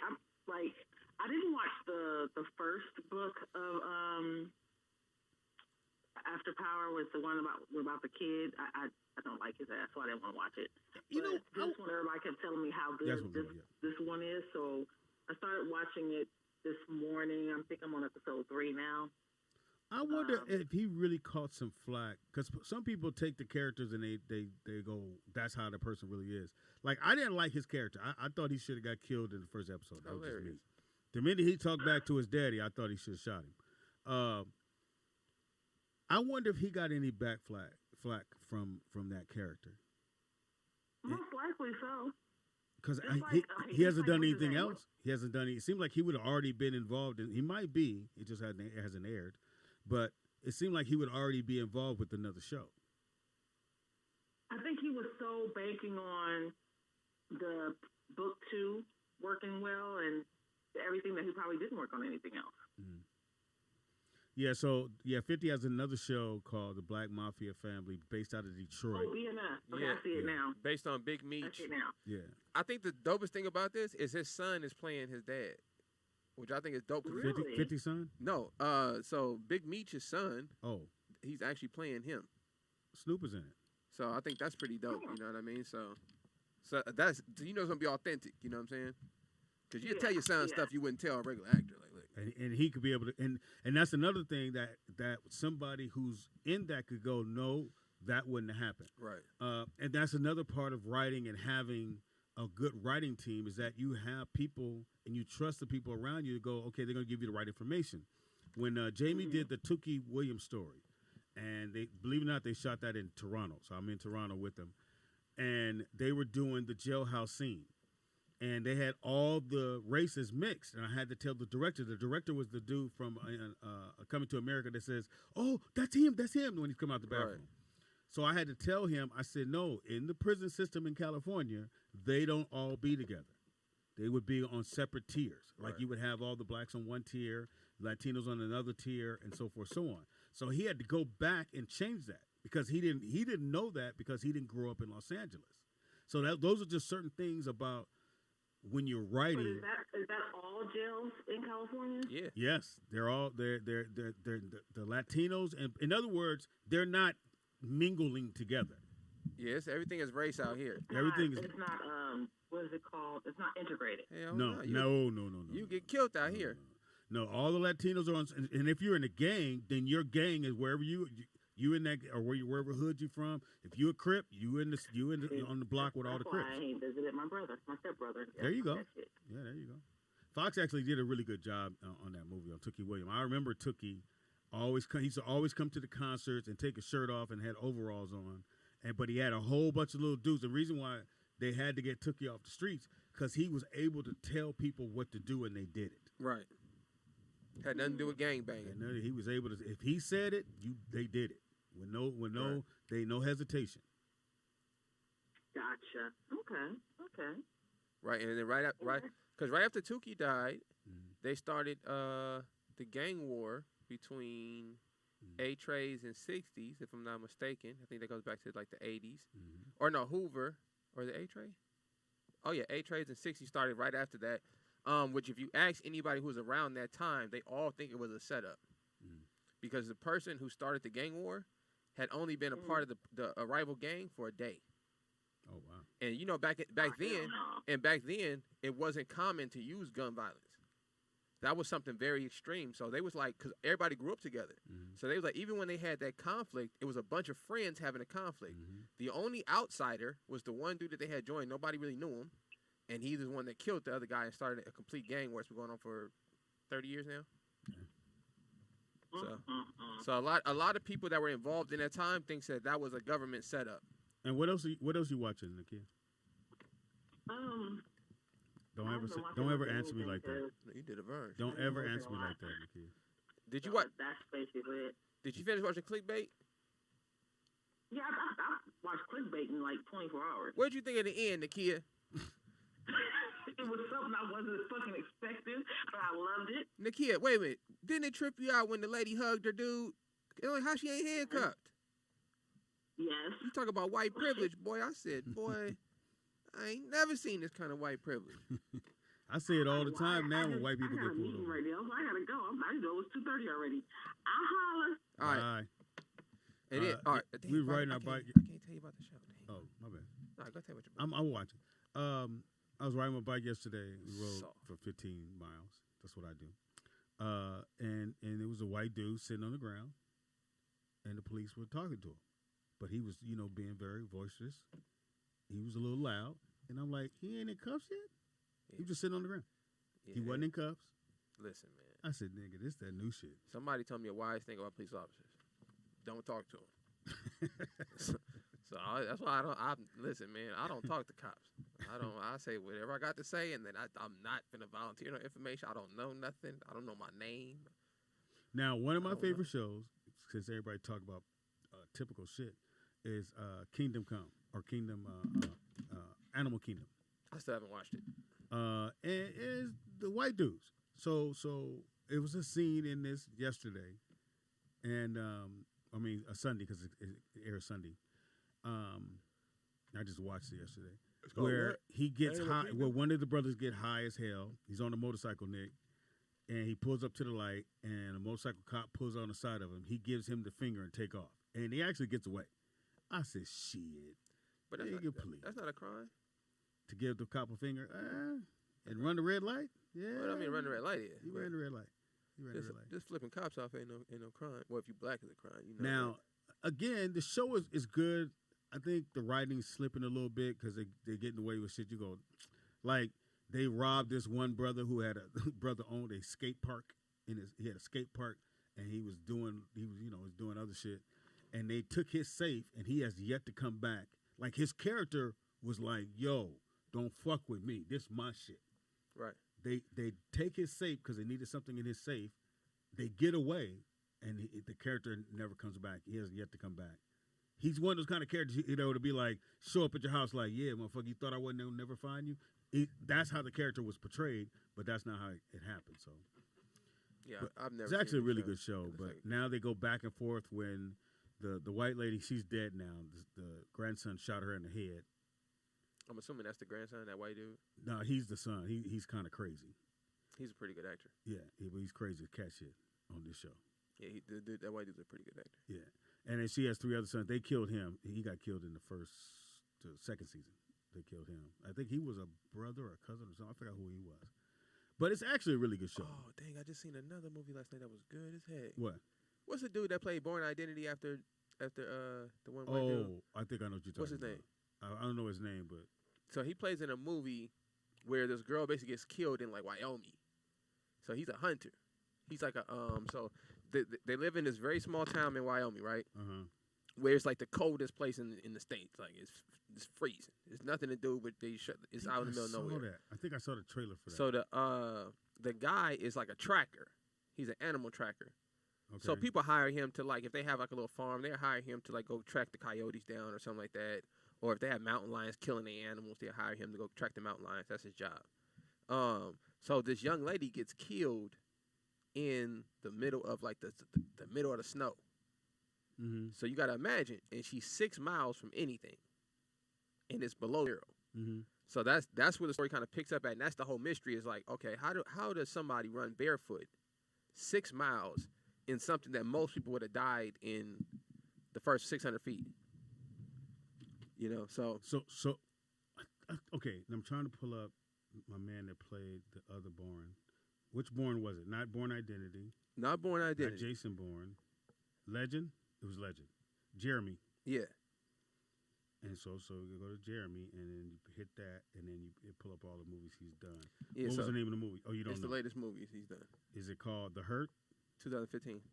Or 2000? It should be like 2015. 2017. It's called Wind River. Yep, Wind River. I'm finna pull it right now, y'all. If y'all get a chance to watch this movie, it's good. Yeah. Really? And I'm gonna tell you why it's good, because I didn't start watching it till late. And if a movie bad, you will go to sleep. I actually stayed up and watched this whole movie.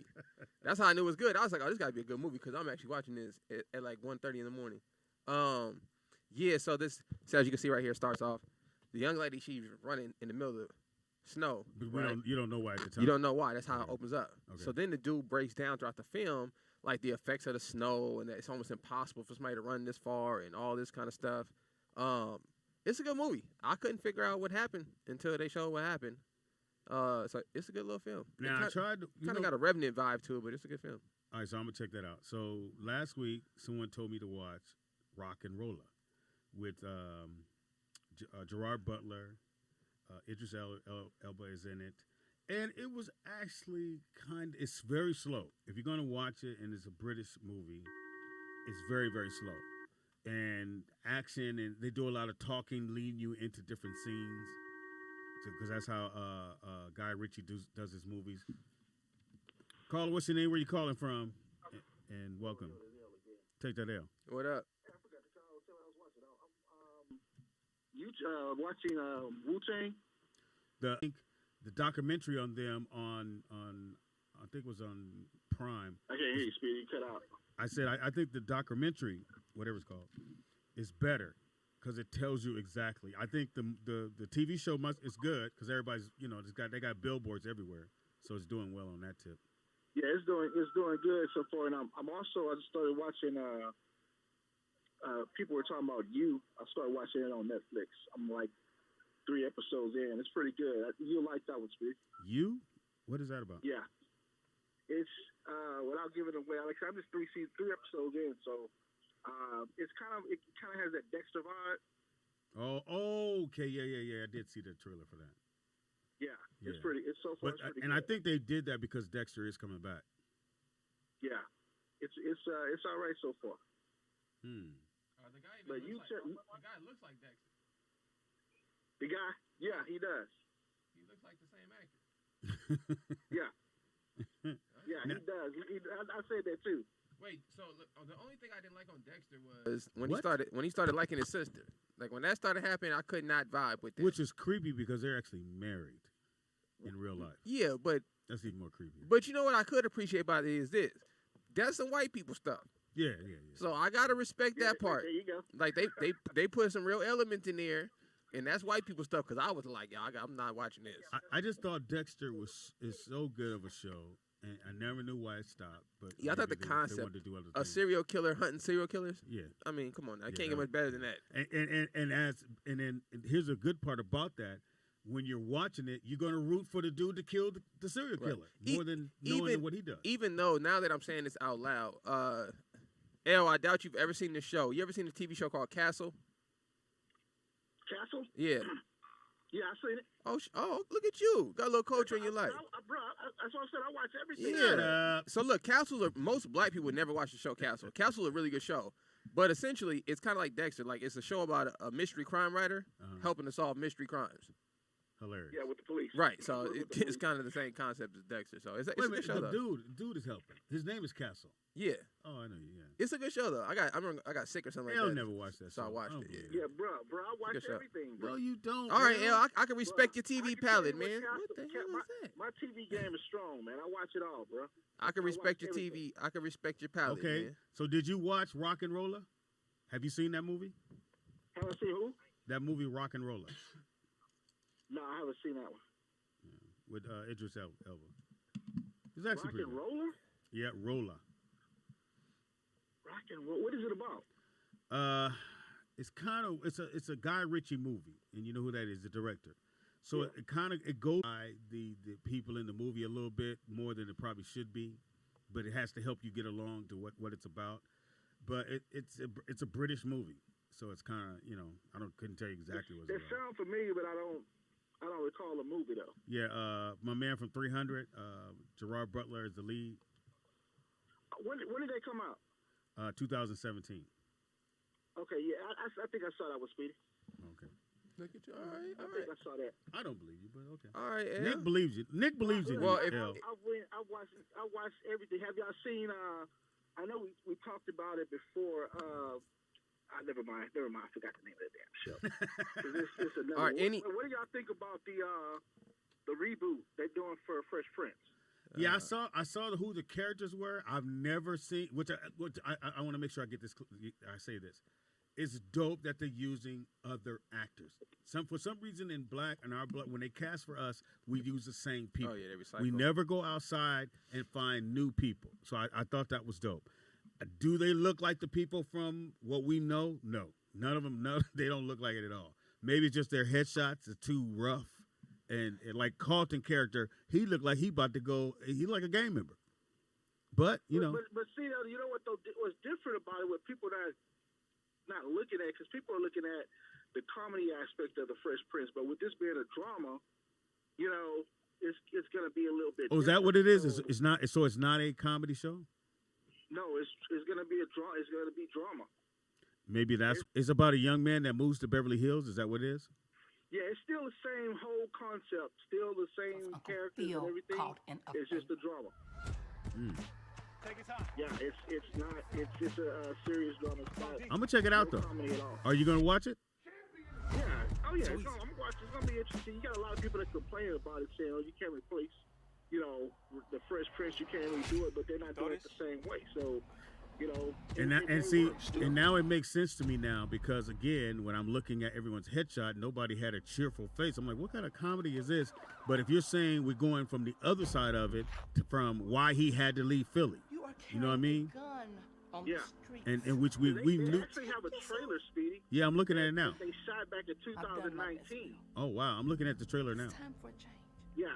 You're going to Bel Air. Now, what do you think about the reboot for the other show that was white? Now it's black. Out of all places. The Wonder Years. It's a second. The Wonder Years. It's going to be interesting to see how they pull that off. You know, again, that's one of them shows where you probably could plug in, you know, different races and make it work. But it just depends on how they're going to write it. Well, Don Cheadle is doing the voiceover, and I forgot who's the executive producer, but they do have a black executive producer, and the kid that played the original kid is the executive producer. So I thought that was dope. A lot of people I heard was like, well, how can you do the Wonder Years as black? I said, why not? Why can't you do one? Because we grew up just like it's one of them shows where you can plug them in, you know? Yeah, because Wonder Years could have been any year. Could have been a Japanese. Could be because it's just a kid who's growing up in his neighborhood and what goes on in his house. What channel is this? Is the Fresh Prince supposed to be on? Was I haven't said anything because they just did the casting and everything, so they haven't really said, you know, how far they're going as far as what they're going to do. This looks really good, man. Yeah, it looks dope. This looks really good.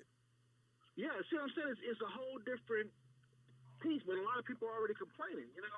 Because I was thinking it was going to be like I thought they were doing the Fresh Prince over. I didn't know they were doing a drama.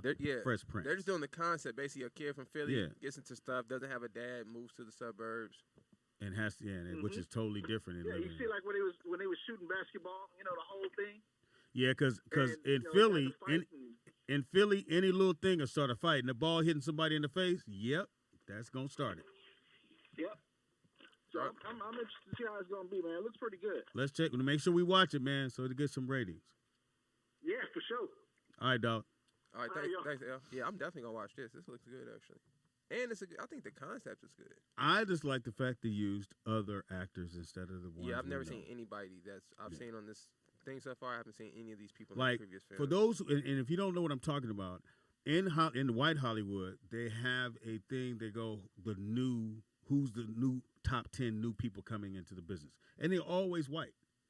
For us, we recycle the same people all the time, and nothing's wrong with that. But there are other actors, like Nick said, there's a billion black actors out here. Yeah, he's trying to be. I just never. They never get a chance. So yeah. Okay. Caller, what's your name? Where you calling from? You want a chance? Isn't it the fact that they recycle the same people because they want to make money?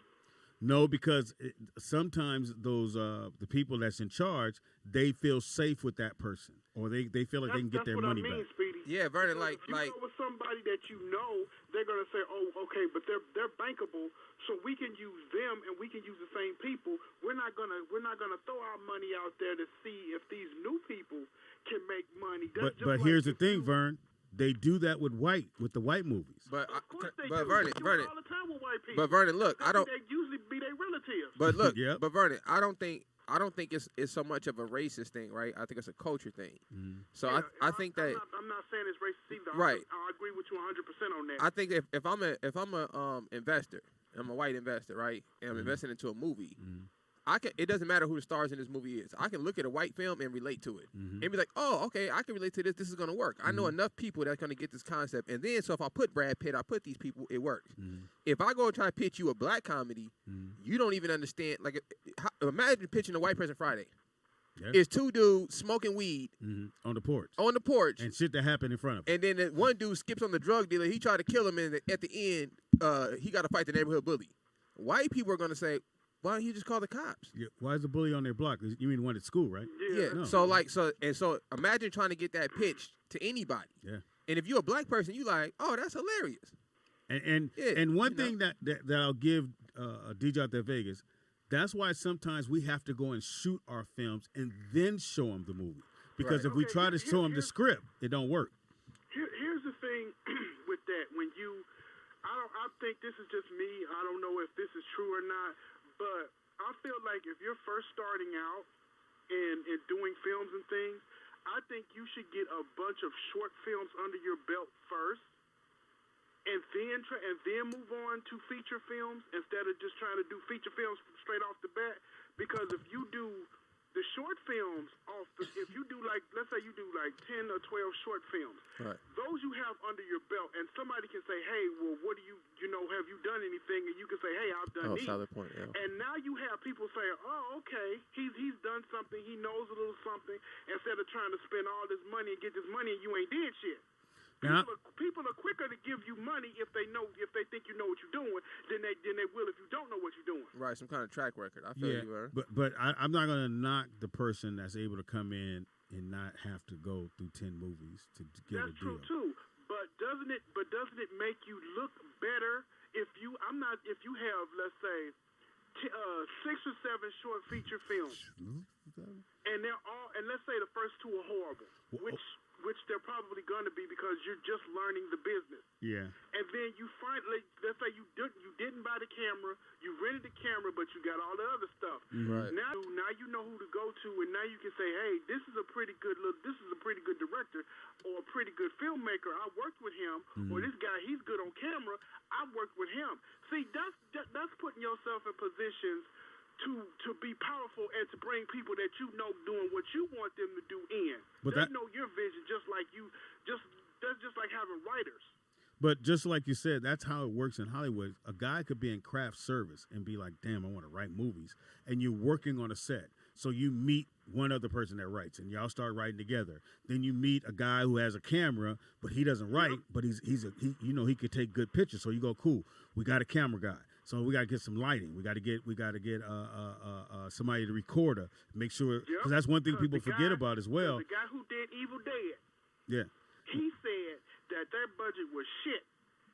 He went to a cabin. He went to I think his parents' cabin, and made that movie. And he said all they did was basically they had fun and they just did shit. What was it called? Remember the original Evil Dead? No, I never watched any of those movies.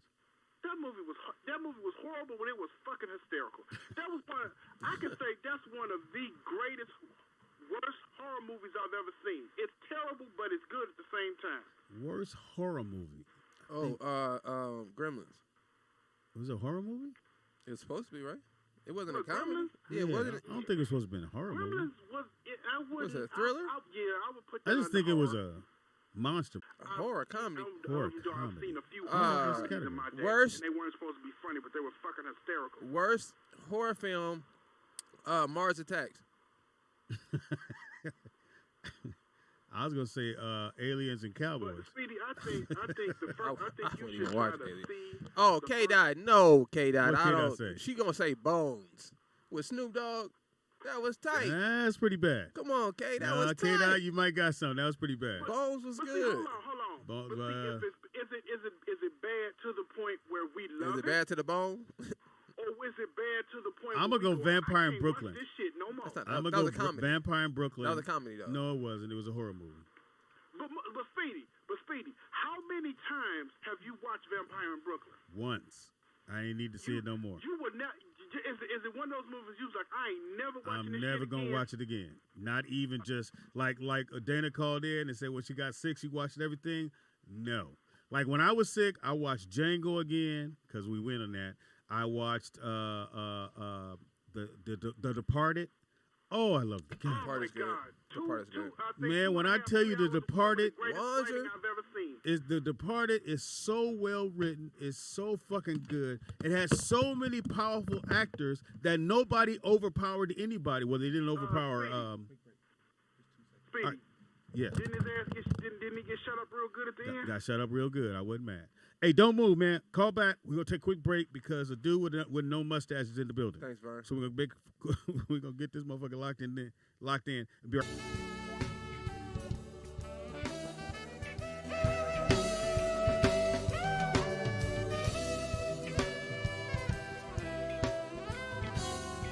Mic check, mic check, mic check.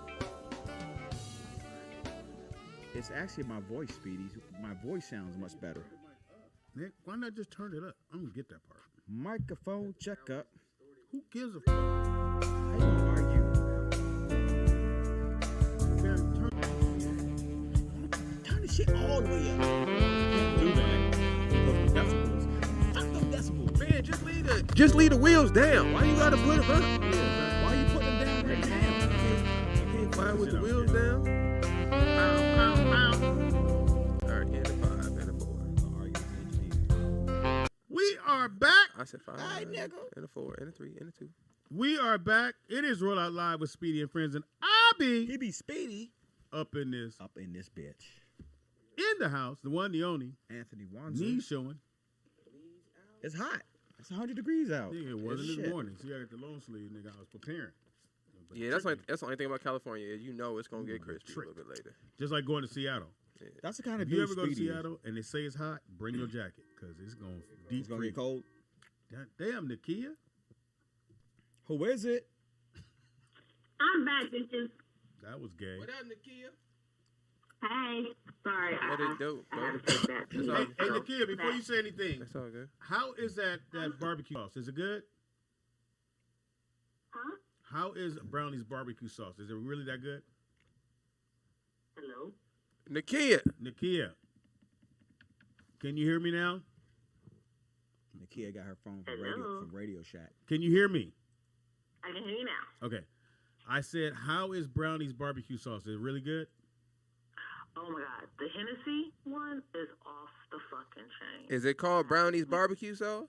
No, it's called It's called the final sauce. Oh, she could. Got Hennessy in the barbecue She sauce? should have called it Brownie's barbecue sauce. That sounds way better. I would get barbecue sauce from Brownies. Like that was a brand. It's her sauce. It's her and her sister's sauce. Does nobody So care is about it- Family her recipe. Is it all in all the stores in Oakland, or is it all around the country now? She's shipping around the country. There's a few spots in Oakland where the sauce is, but she mainly now has it in her. She has an actual storefront inside her Hair salon? beauty salon. Okay. Yeah. But she's not. It's not down here though, is it? I don't think so, but I know she does ship like around the country. Okay. Can you ship us some? Sure, what you want? Cause they got the mango. Send one of each. Send one of each. Mango. Send one of each. Yeah. All right, Nick. Each? Yeah, hit Nick up to get the address. Yeah, hit me on the IG, Nakia. I'll send it to you. All right, what you got? What you got, Nakia? So you guys were talking about we were talking before I hung up about hating some characters, right? Mm-hmm. And so because we were specifically talking about the little boy from Power. Yeah, everybody hates him. Yeah. But I think that's one of the problems with them type casting people, because like the dude who was in Diary of a Mad Black Woman with the bald head, I swear every character he plays I hate. Wonzer? No, I know who you talking about too. Bald head. Yeah, smooth face dude, brown skin. Hold on, Diary of face dude. What was the movie called again? Diary of a Mad Black Woman. Is he dark? Well, dark that sound like skin? all the movies I He know. plays almost the same characters as the dude who played that in the show Rock. Yeah. Charles Dutton. Charles S. Dutton. Him and Charles S. Dutton is like the same. Charles S. Dutton always goes, God damn it! Yeah, they like in the same. Yeah, they in the same he, vein. Her and that dude. I forget his name. So I swear every character he plays, I hate him. Yeah, I feel you on that part. I know his name was Rock And something. the same thing was with His name is Rock something. the one that plays Pinky on Friday.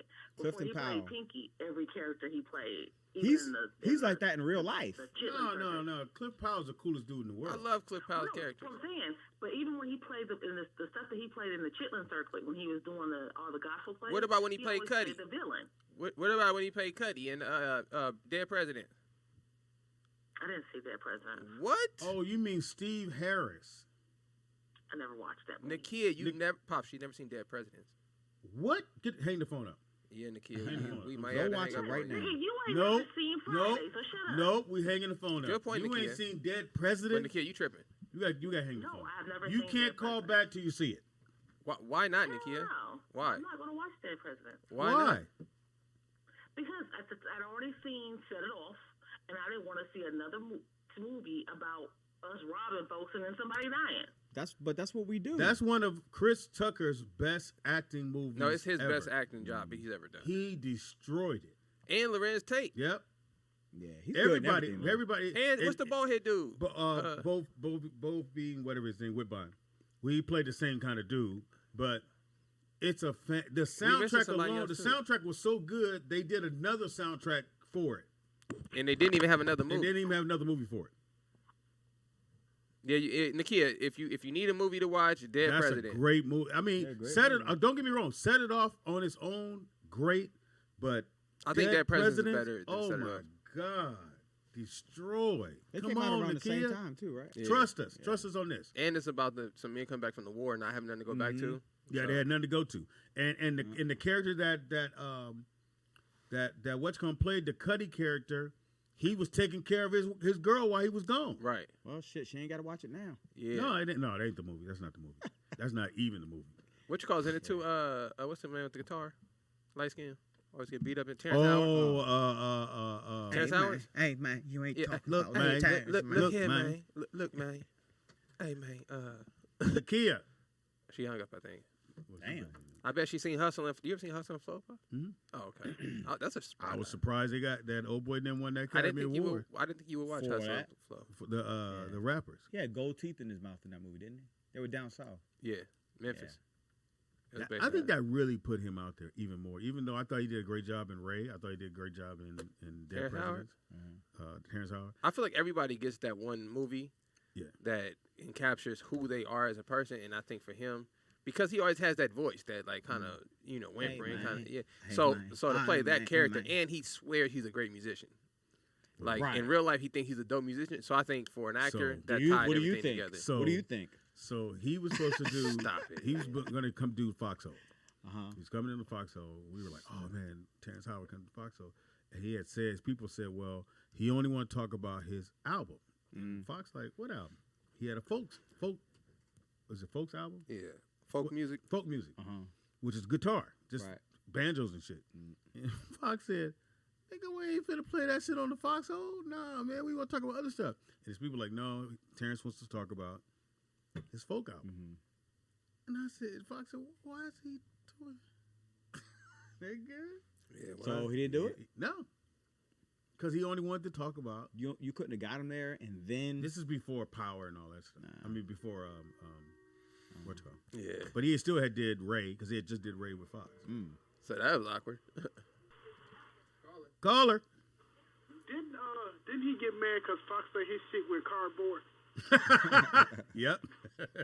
He could have supported the man's album. Because Fox talked about it. He's like, Terrence Howard supposed to came on the show and talked about his shit, and they was like, and somebody said they heard it, and they was like, this shit was horrible. Well, it's just that, and I won't say Fox. It was, we thought we was getting Terrence Howard, and he was going to come, but he said he only wanted his people said he only wanted to talk about the album. Well, man, just move this shit with cardboard, man. That's how all them dudes in Chicago. If you don't sound like Terrence Howard from Chicago, then you sound like R. Kelly. No. I'm talking about the tone. The tone. Hey, Vernon, what classic film in black culture have you not seen? Yeah. Let me think. Superman. The one with Richard Pryor.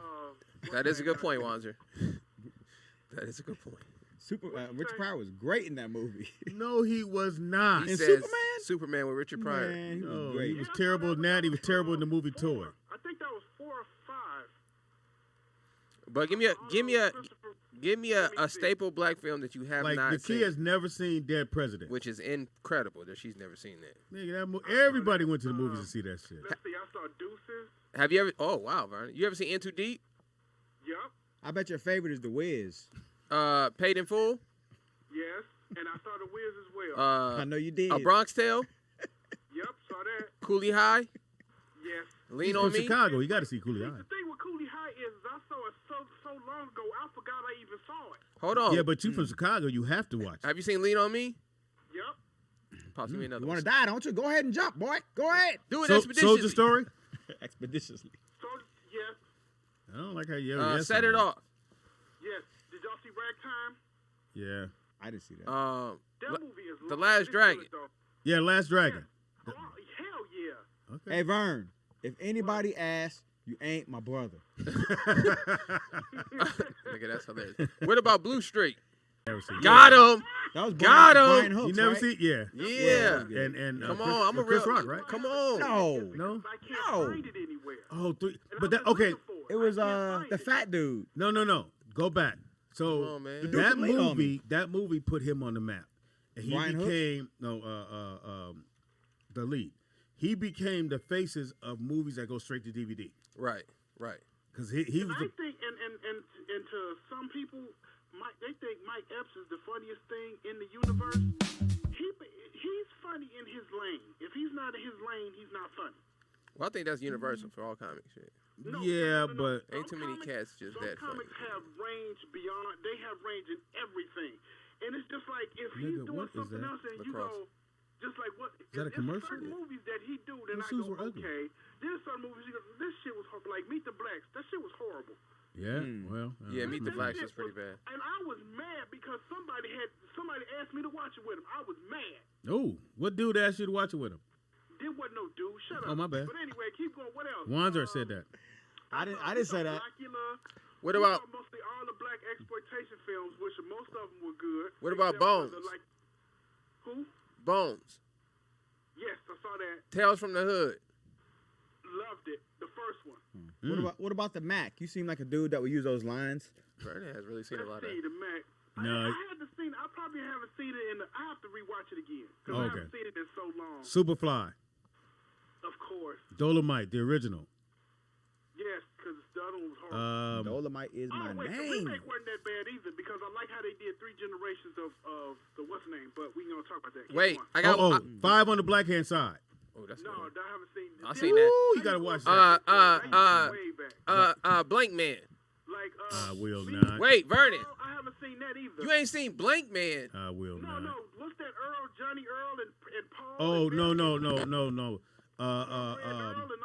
Cornbread Earl. Cornbread Earl and me. Come on, man. Bro, you gotta watch that. How old was that? 19. Watch your tone. Like 73. That's 72. Right? Yeah. When was that movie made? 72 or 73. They were right out of slavery.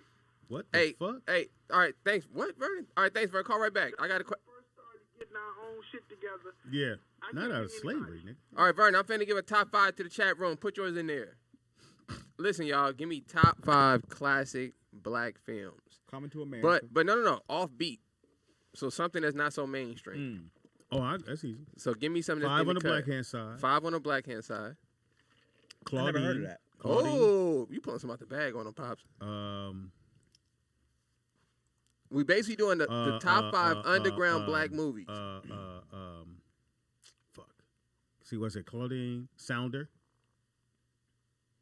I've never seen that. You stumped me on that. Great Pop. movie. Sounder. It's about a dog, but black family grows up on the thing and a dog named Sounder. And last but not least, you probably don't have in your mix. I'm gonna go. Education of Sonny Carson. I heard of that. I've never heard of that. Come on, man. I've never heard of that. Education of Sonny Carson. Oh my goodness. So we went to see that. So my dad would load us up. We had a van. Which dad? Nigga, that's hilarious. We had a couple of them. You sure you want to go down this road? That is. It was on lockup, nigga. That is hilarious, Wonzer. So, Donald Caldwell, my bad. So we had a Volkswagen van with the windows, right? And curtains. He had one. With curtains. Mm-hmm. So we go to see this movie, and when the fucking start, nigga, the speaker's in the car. My daddy closed the curtains in the front. We can still hear them fucking. We just can't see it. I said, whatever. But Education of Sonny Carson, I don't know if you can pull it up, Nick. Man, oh man. Who's in that? Hold on, Nobody. Pops. Nobody you would know. Let me list a few, because this isn't something that people might not, Maybe I've seen it. Let me list a few. Cornbread Earl and Me, we said that. And I agree. I don't know a lot of people have seen that movie, but I've seen it. Great movie. Frankie and Alice. Have you ever heard? I've never even heard of that. Never heard so that. I'm just go to the ones I heard. I'm about it. Nope. Master P film. Never seen it. Is this one for the hood. Y'all not gonna know this one. It's called Thicker Than Water. It's with Fat Joe and Mac 10. If you from the hood, sounds like a terrible movie. It is Wonzer. It's horrible. But when I tell you it's so bad that it's a hood classic. When y'all get home tonight, watch Thicker Than Water with Mac 10 and What Fat is it Joe. on, nigga? Paperweight? You gotta Google that. Or hit me for the $5 and I'll send you the link for any show you want to watch. I'll send you the link. Hit me for the $5. And what's that one? Learning Tree. The Learning Tree. I've never even heard of that one. That was a great movie. So really? Trippin'. Oh yeah. Hood classic. Hood classic. Trippin'. Trippin'? Who's Trippin'. in that? Joe Torre's in it. Yeah, that was Joe Torre. That dude, Donald. What's his name? Donald something. That was Joe's movie after he did the movie with Janet Jackson. Yeah, if you have not seen Trippin', it came out in '99. With what was that? Mia Campbell. The dude that played Bud from the Cosby Show. Yeah, he's in it. Yeah. Guy Torry's in it. I'm sorry, not Joe Torry. Guy Torry's in it. Yeah. And Donald Faison. Is it? Donald Faison. Yeah. Faison Love? No. Donald Faison. He was on the show. He was a doctor or something on the show. Faison. Yeah. Donald Faison. Didn't have to do to change his name to the singer. I don't know. Oh no, Donald Faison. I know what you're talking about. Yeah. And then we got JD's Revenge. Great movie. Great. Okay, put that in my top 5. JD's Revenge. So he gets possessed by this pimp who dies, but he died in the 30s. That's ridiculous. Pops, you gotta remake this. Come on now. He gets possessed by a pimp, J.D. Walker, and so he starts changing into J.D. Walker, and his wife is like, "What's wrong with you?" Say, "Look here, bitch." And J.D. could work a straight razor. Is it a comedy? No. Pops, we gotta rewrite this. Come it's on. not a comedy, but we gotta make it a comedy. You know how funny this would be if a dude get possessed by the spirit of a pimp in 2022. With all the women rights and Me Too movement? Write that down. All right. So J.D. Walker's revenge, because he kills the people who killed him. Mm-hmm. These people killed him. The spirit comes back and goes into the character, and it's really good. That sounds like the movie Ghost. Something like that. But it's the black version. It's the pimp version. The black version. The dude, from Scrubs. Yep, that guy. Another movie, you got to be a basketball head to know this movie. Even it's a documentary more so than a movie. It's called Hoop Dreams. Came out in 1994. They thought these kids were dead gonna make it to the NBA. They thought they were going to the NBA. Right. In the documentary. So it follows two black kids in Chicago high school basketball. But they was cold. It's called Hoop Dreams. So one of the kids named was William Gates, which was highly recruited. So it was one kid who was like 5-star. And there's another kid named Arthur Agee, or AG. Is that how you say it? I think AG. Who was like a neighborhood kid. So they basically followed these two kids throughout their high school basketball careers from two different perspectives. So one kid kind of was a black kid that grew up in a rich kind of house. The other kid grew up in the ghetto. And I think the kid from the hood made it further than the other kid. I think the other kid, Gates, the highly recruited kid, got hurt. Mm-hmm. Like he had a bunch of. Remember he had the knee surgery on the show. He was supposed to be guaranteed in the league. Dude was nice. Yeah. But yeah, I thought that was a dope show. It's called Hoop Dreams. It's a movie, so you guys can check that out. I know Lady Seen the Blues ain't it? Lady Seen the Blues. What? I've never seen that. What? Nick, come on, man, don't do that. That one's got that was Richard Pryor's best acting ever. What? Yeah, he played a dope fiend.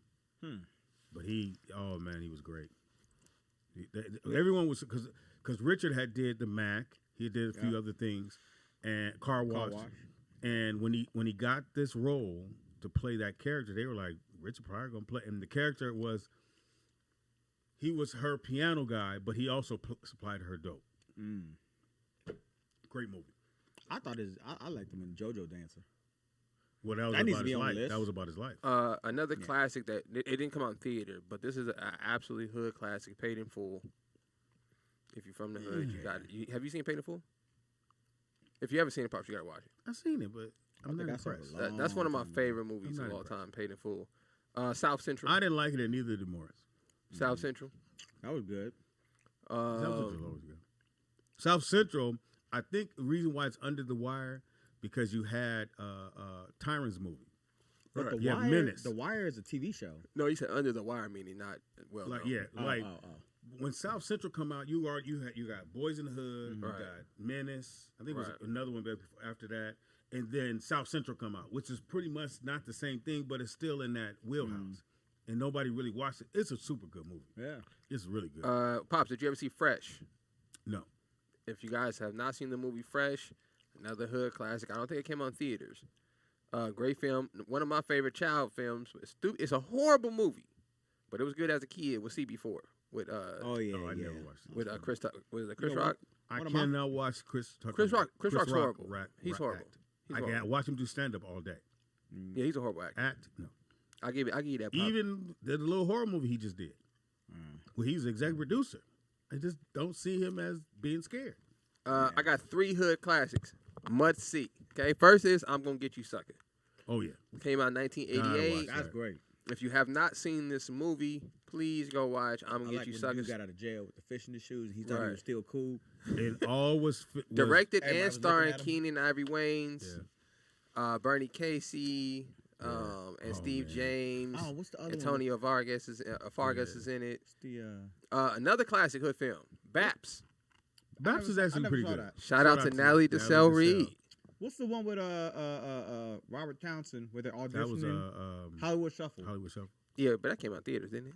That was a big film. That was big. This is another hood classic. If you Pops, I know you haven't seen this. It's called Paper Soldiers. No. That was a great movie. That was Kevin Hart. No. Was in that. Paper Soldiers? No, Kevin Hart. It was the second installment of like Dame Dash's movie thing. Houses. So yeah, he cause remember he did what's the first movie he did? Soul Plane? No, Dame Dash. Oh, he did what was that? State Property. So he did State Property and then Paper Soldiers was after that. Just to give you a little background. State Property hood State classic Property is another one of those movies hood classic that was straight to DVD that made a lot of money and made Dame like because now he was recognized in Hollywood because this movie was shot on nothing. Right. And it killed too. And it made a gang of money and Dame he should have took off from there. But he should have hired some writers to write his next movies. Now I never saw that. Was it Paper what? Paper Soldiers is hilarious. So, yeah, if you get a chance, watch Paper Soldiers, another classic. Beanie Siegel, right? Beanie Siegel, Kevin Hart. Yeah, and it was this is another movie. It wasn't. I don't think this came out in theaters, Pops, but it was a great movie locally in the hood. Was Sugar Hill. That was Sugar Hill. The problem with Sugar Hill was you come off of. What was it? Harlem Nights. No, not Harlem Nights. Yeah, because this is 93. What's the other movie he did? New Jack City. Yeah. So New Jack City. Fresh off of New Jack City, and then he does this movie, and it's like it's almost the same character. It's a great film. It's a great movie. It's a great movie. But if it's not for New Jack City, it's even better. I agree. If you don't have New Jack City, that's a great movie. Yeah, I agree. That would have been a classic. Yeah. But Sugar Hill, but then you had the typical dude like, yeah, nigga. You know, that nigga shit. But Sugar Hill was good. Caller, what's your name? I had a question. Yeah, And, this is a real good question because I know you should know this, Speedy. Let's say that somebody asks you to do a movie with them, and they say, "Hey, we have a low budget. I can give you what you're asking for," and you go, "You know what? You my homie. I got you. Whatever." Let's say the movie goes straight to DVD, and then when it goes straight to DVD, that shit blow up. Does a person get money on the back end, or is it just you? If that's the deal they made, and that was it. It depends on what the deal they made. But I know when, for example, when Black Panther came out and it made so much money, all those actors got more money. Oh shit! Hell, please. But I'm saying because they was reaching certain levels, like that Damien Dash. Speedy, when you said that black movies don't do well overseas, that right there is a contradiction because most of our movies do well They do better overseas a lot of times than they do over here. No. They just won't tell you. No, they don't. Because they don't want to let us know that hey, we're bankable. They just said, you know what, the question is ain't all that good for people of color, so we're gonna keep you guys here. We're not gonna. Like Nick said, we're not gonna let you get the blueprint to be able to do shit. So you can. So you don't need us no more. Well, to answer your question, you're wrong. Hilarious. Like Monique, when she did Precious, she said she got a certain amount of money, and then she got mad because the movie blew the fuck up, and nobody knew nobody knew that movie was gonna blow up like that. So she felt, I should have got some money on the back end. That wasn't why she got mad. Getting money on the back end when your deal was to she wanted more money. Low budget for what she said she wanted more money to promote it, to travel all over. She said no, that too. But she also wanted some more money. Oh, did she? Yeah, but remember we talked. I don't know if you remember one of the shows we talked about when Chris Tucker was waiting to get the money for. Thanks, Vern. Thanks, Vern. The movie with Jackie Chan. Mm-hmm. So they're waiting to do 2, but he wants a certain amount of money. So in that process, he does the movie with my man from 2.5 Men. Charlie Sheen. Oh yeah, Men at Work. Charlie Sheen. Charlie Sheen says, "Look, man, we can't pay you what your quote is, but you can make money on the back end by being a producer. So get your money on the back end, you're going to make more money on the back end. Mm-hmm. And he made a gang of money on the back end. Because he took less up front and took it on the back end. So you have to have that in your deal. Mm-hmm. And I think with the Monique thing, she didn't have that in her deal. She came in, whatever contract they had, they paid her. And then the movie does fucking bananas, Academy Award, and now you want to get that money. Got to have a different agent. You know, that's crazy. That's all I'm saying. To be fair. Why would you be fair? Well, I mean, business. Okay, cool. But they might have gave her some more. For the sake of the relationship, here's a woman who just made you a gang of money. Well, or was it her or what's her name? She played that main character. I thought it was the daughter. She's the one got the award. Well, no, Monique got the award. So Monique obviously made the money. Well, she started making more money in her movies because of the award. They should have gave her more money. When you win the Academy Award, your numbers go. Even being nominated, your numbers go up. They may not have given her what she thought she should have got, but they should have said, "Listen, this is what we can do. This wasn't our deal. We don't have to do anything, but this is what we're going to do." Why would they do that? This would be fair, huh? Why would I do that? Why would you do that? Why would I pay you more than you negotiated? Well, if they paid her $50,000, right? No, you negotiated $50,000. I didn't pay you anything. Right. Okay. Well, it was negotiated because obviously she agreed to it, or she wouldn't have done it. Right. So you negotiated to $50,000. Yeah, that's it. Now, all I'm saying is, no, take your 50 and leave. Nigga, that's it. They could have paid her more. Why would they had the money to do it? Why would I? When you told me all you wanted was 50,000. You said why would you? Yeah. Okay. So they made the move. They made the money on Precious, right? Right. That's like doing business with somebody and fucking them one time. And then ending the entire relationship where you could have gotten paid. Like, for instance, if you go to Macy's, and they piss you off, right, and you never shop there again, you're like, fuck y'all. Okay, they got their little $100 for that shirt they won't take back, right? But they'll never get another dime for the remainder of your life. Took the shirt back. So I'm talking about the lifetime value, not the value of that single project. Yeah, but you're gonna have a kid. You see what I'm saying? And I don't have a bad experience with your kid. So when your kid grow up, guess what I'm gonna do? I'm going to have him go shop at Macy's.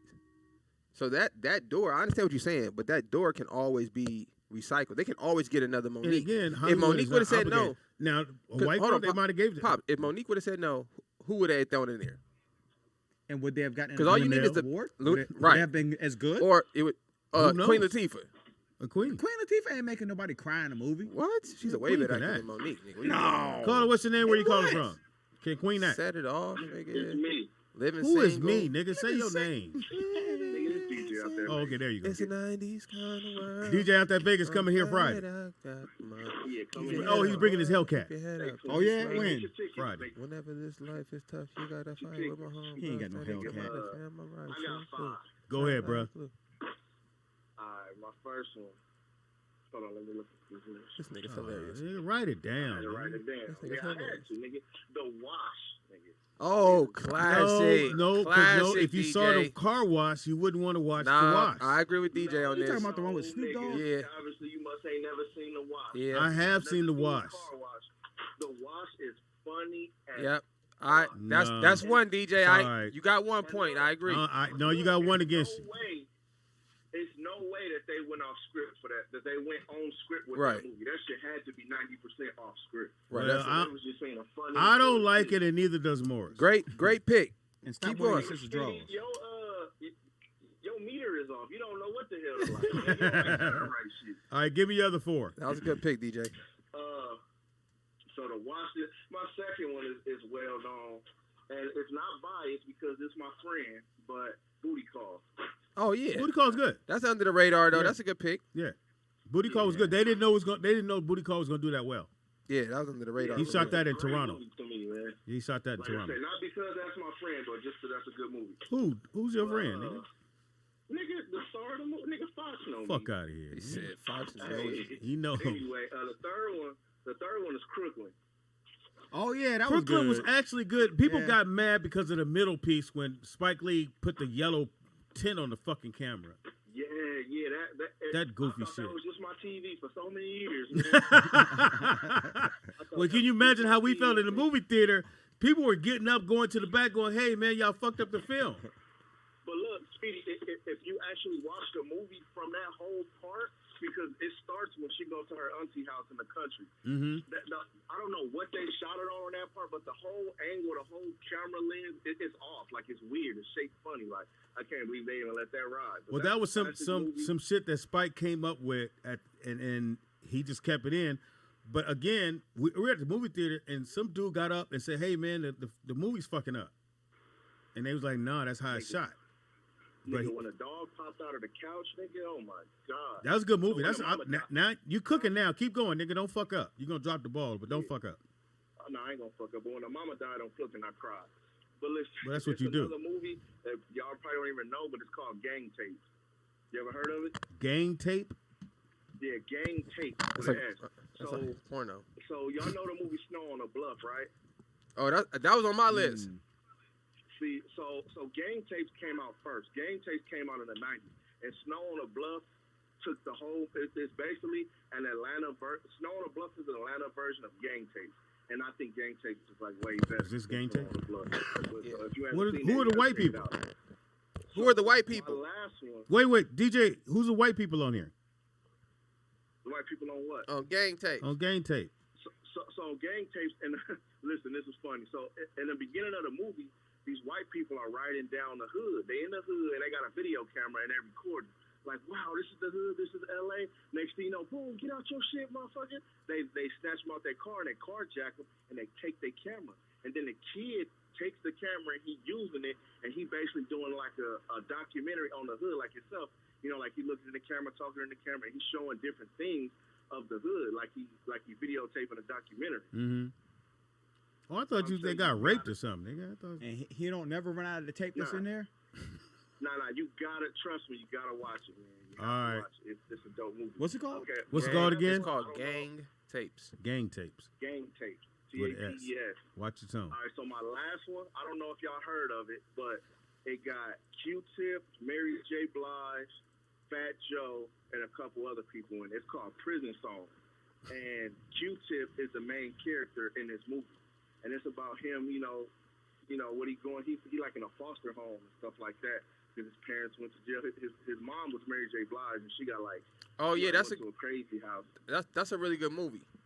That's a dope fire movie, and nobody really even knows. Prison House. Prison Song. Prison Song. I'm sorry.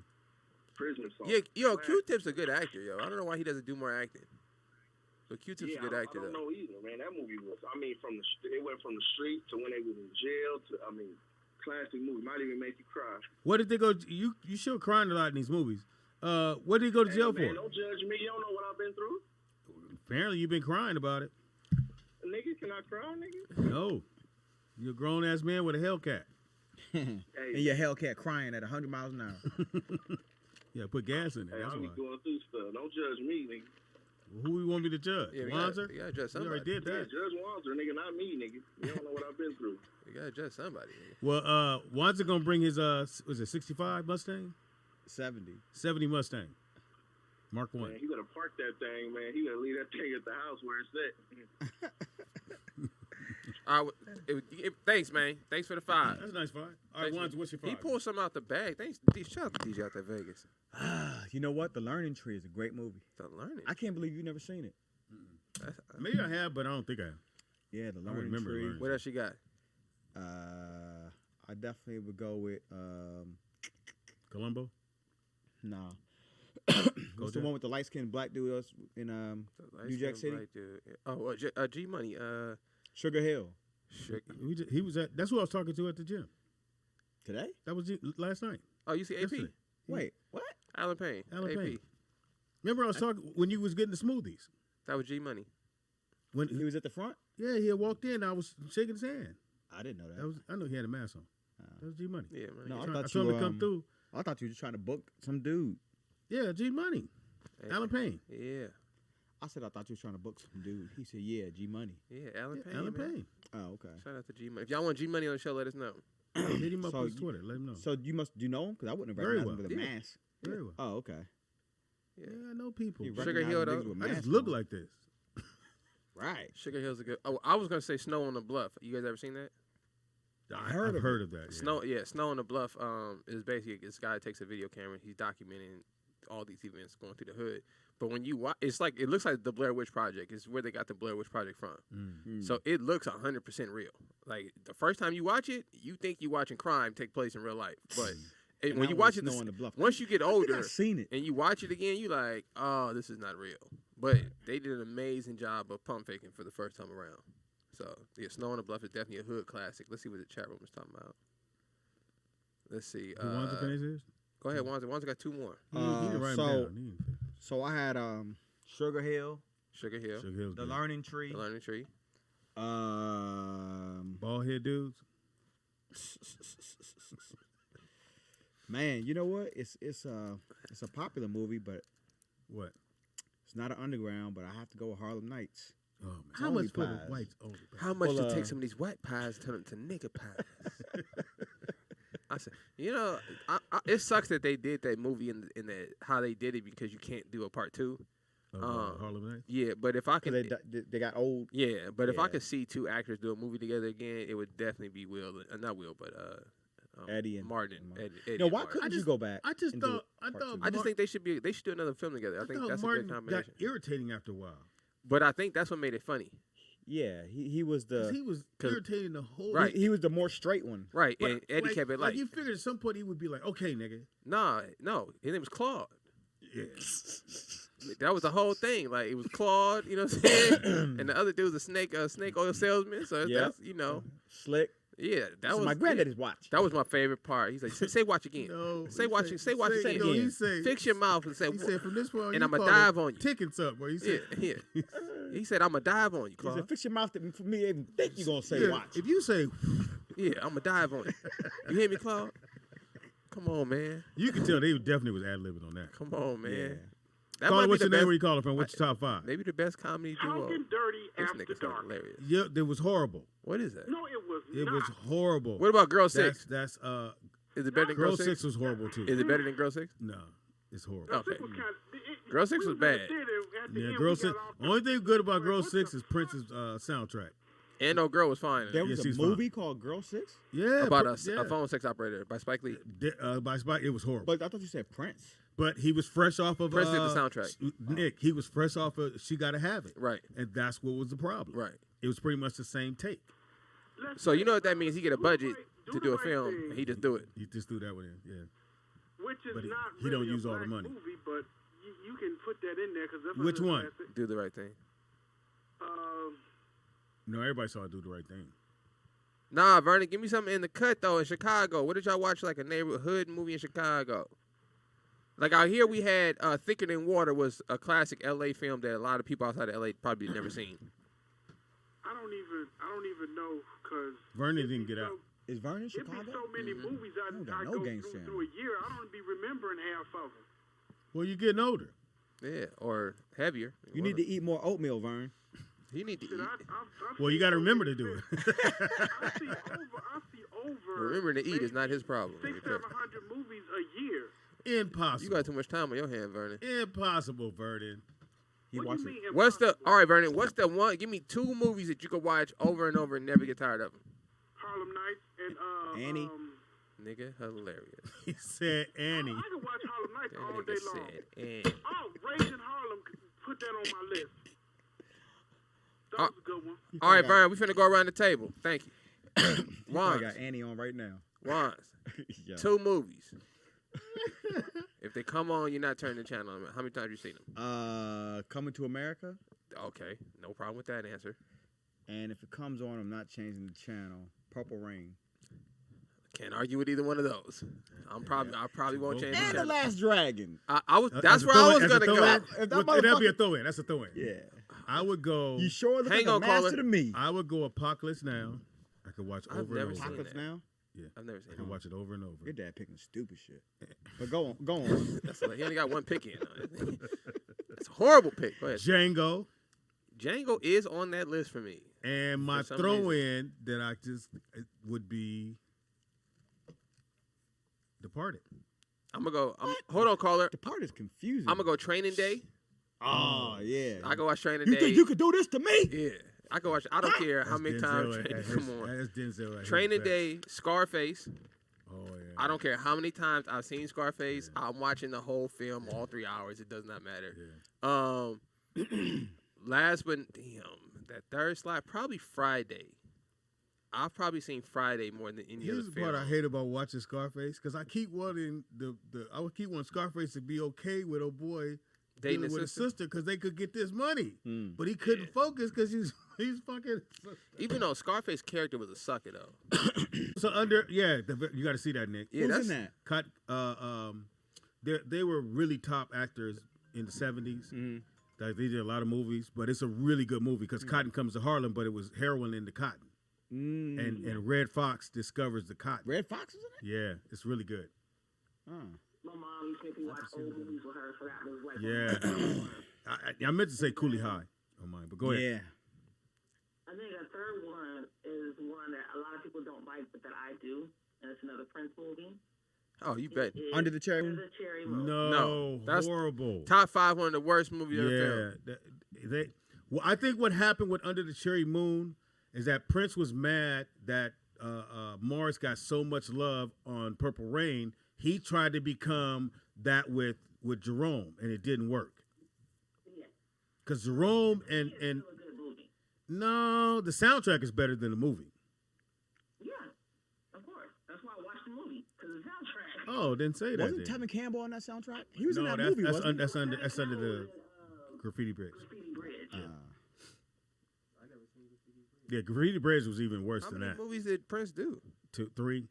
That was probably the worst ever, because it was about 2 clubs going against each other, trying to get one band to be better than the other band, and they would come outside the club and play. But it was all done on this. Graffiti Bridge was supposed to be Purple Rain Part 2. Yeah. Oh, really? Yeah. But again, the more Prince got involved, the more it became terrible. Oh, yeah. Prince Purple Rain, he didn't have. They just told his story, and that's why it was so good. But I would say I have to throw in Coolie High. Coolie High. I made my kids watch Coolie High and the Mac. You made your kids watch a pimp movie? What kind of dad does that? The Mac is a great film, man. But okay, that's great. But to make your kid watch it? Well, yeah. You're gonna make your kid watch the Mac. I was told I could not watch that movie because one of my stepfathers was a pimp.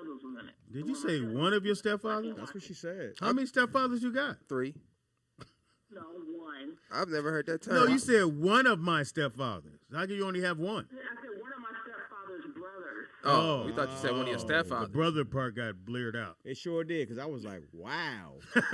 We thought you had 3 your stepfathers. Mama in them streets. Yeah. One of my daddy's sisters. No, I have one stepfather. Yeah, that you know of. 3 or 4 brothers. Allegedly. Hey, if you had one stepfather and he had 5 girlfriends. If you have 2 stepdads, call in. That'd be a good show. That'd be a good show. Don't forget to send our barbecue. Oh yeah, Nakia. Send that brownie barbecue. When I can come get it. Send that brownie barbecue. Yeah, I think Coolie High, man. That's one of the movies I wish the gangster niggas didn't kill the basketball player. Even though you never saw him play basketball, that's another great thing about writing. For those who want to become writers, you don't have to write everything. You could just say it. They said he was a great basketball player. We never saw him play. Mm-hmm. He didn't shoot a jump. We saw him make one jumper, and everybody went crazy, and they said he was the star basketball player. But wasn't Coach Cheese the basketball player? Coach Cheese? No, yeah. It's his friend. Ah. Yeah. I remember he was on the team, though. No, he wasn't. It was his best friend. His best friend. So he's in the stand. But they never showed him playing basketball. But you can just say it. That's why in some movies when you go, oh, this dude is a Marine, and all you got to do is say he was an ex-Marine, and automatically, if you're watching the movie, okay, he know all that shit. He could probably swim. He gonna whoop everybody's ass. And Nick just be Nick. As if all Marines could fight. Yeah. Right. Or special forces, what they say. So yeah, that's kind of, I don't know. So in writing, you don't have to explain everything. Well, if you say he's a Navy SEAL, and then later on we see him fall in the pool, we're like, all right, he can hold his breath for a long time. Yeah, all you do is say Navy SEAL. Yeah, that is true. Yeah. Oh, he fought in Vietnam, nigga. You crazy. That is kind of a predetermination of. But for those who have, who was that? Nikki, who didn't watch Dead President? Watch that goddamn movie. Yeah, that's Chris Tucker. A bit of a shocker. And he was fresh off of that fucking 5 Elements shit, which I thought was Oh, fucking the Fifth horrible. Element. Oh, Fifth Element. Yeah, he shouldn't have did that one. He got paid though. Yeah, you gotta get paid to be gay. He got the he had. That was a weird character. No, that was a gay character. No, because after he did the 2 greatest movies in the world, they're gonna make you put a dress on, nigga. That's the next thing coming. The next somebody gonna pitch you a movie, and they're gonna say this amount of money you gonna make. Put the dress on. I remember seeing an interview with Kevin Hart where they brought that up to him years ago. You saw that interview, Nick? Mm-hmm. And they asked him if he would ever wear a dress. He said, "First and foremost, I'm a brand, and I gotta protect my brand." And then he wouldn't put that dress on. And next thing you know, he's on Saturday Night Live. Now, if it was funny, that's one thing. And not even there was nothing funny about that. They heard him say that. Oh, you're not gonna put no dress on? Yeah. Watch this, nigga.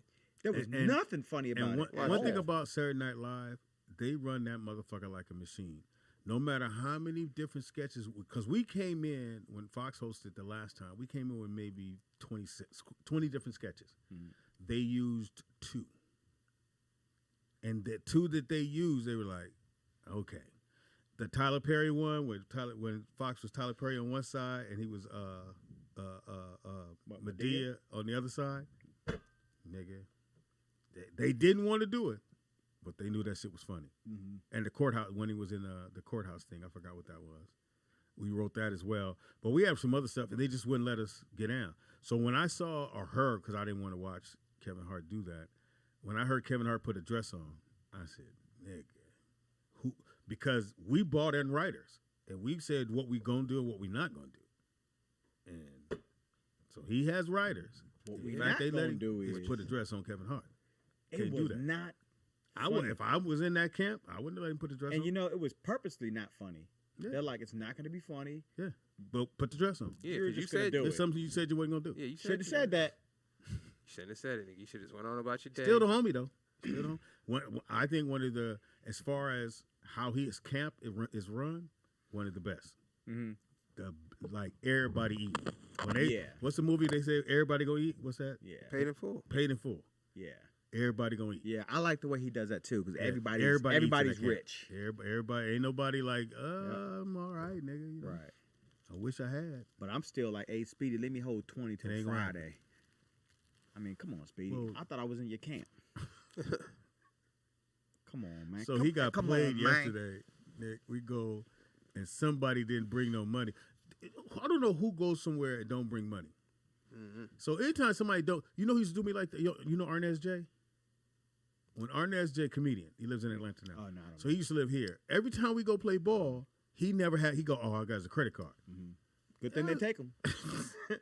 But he would have a credit card when people was like, always had cash on him. And his nigga bring out the credit card. And I would go, man, why, you know we going to the thing. Why you ain't got no money? Why you keep working me for a soda? We friends. Soda. Yeah, I knew a dude like that. I know a dude like that. He would always say, "Oh man, yeah, only got they my kill card it when they on pat their pockets." Oh, and they always start up top and go down to their pocket. Yeah, fuck you starting up here for?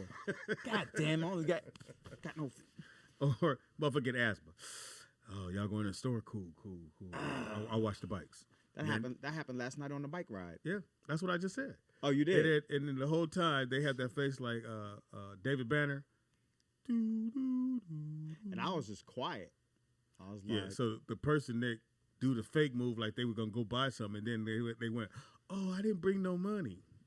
You ain't got nothing. And then for a minute, Wonzer didn't speak up at all because he knew it was for him to hear that. He just like, well, I'm gonna go get me a slice of pizza. I said, Jesus is Lord. if he wants you to have it, you'll get it. He will bless you. And if he don't, you ain't need it. Yeah, the Lord give it, the Lord take it away.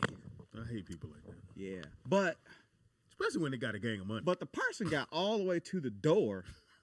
Listen, Doug, I don't play those games. Didn't ask me if I wanted nothing.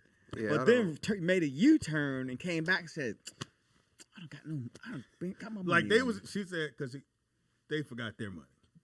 Then you forgot something to eat too. But they realized it when they got to the door. Nah, you knew that when you left your house. Yeah.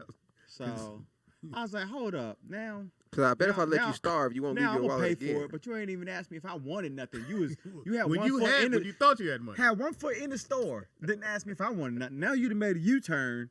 Because you need some money. And got close enough to my shadow. And they rich. That's the part is like, what the fuck? But like everybody got a 5 on them. But it was cool. I didn't mind. Yeah, you did. You bought it up. I mind. It wasn't nothing but a bag of chips.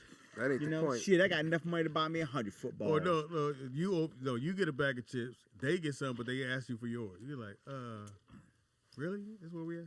I buy the chips. Then they ask me, do I want some? I said, nigga, those are my chips. Do you want some?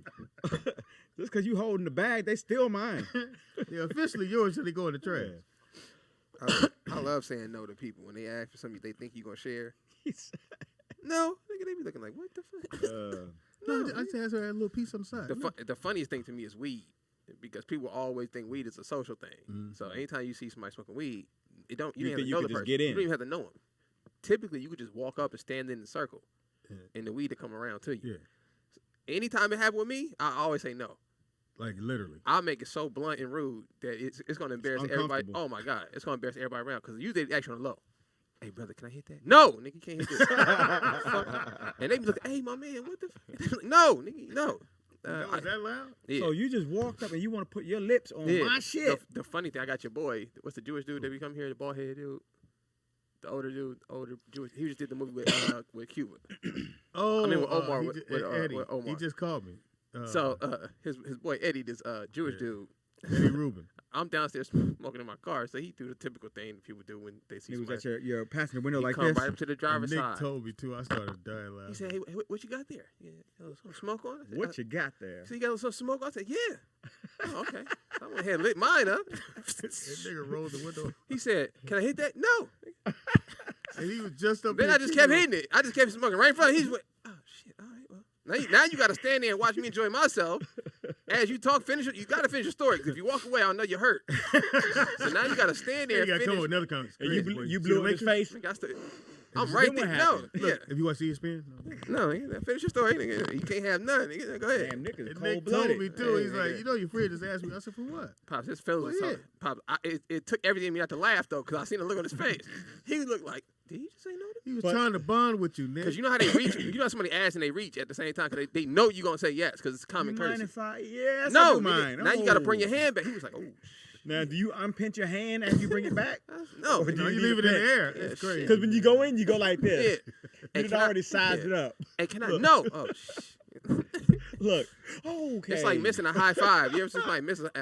That's the funniest. That happened to me. Still there go like, yeah, it's crazy. That just happened to me the other day in Venice Beach.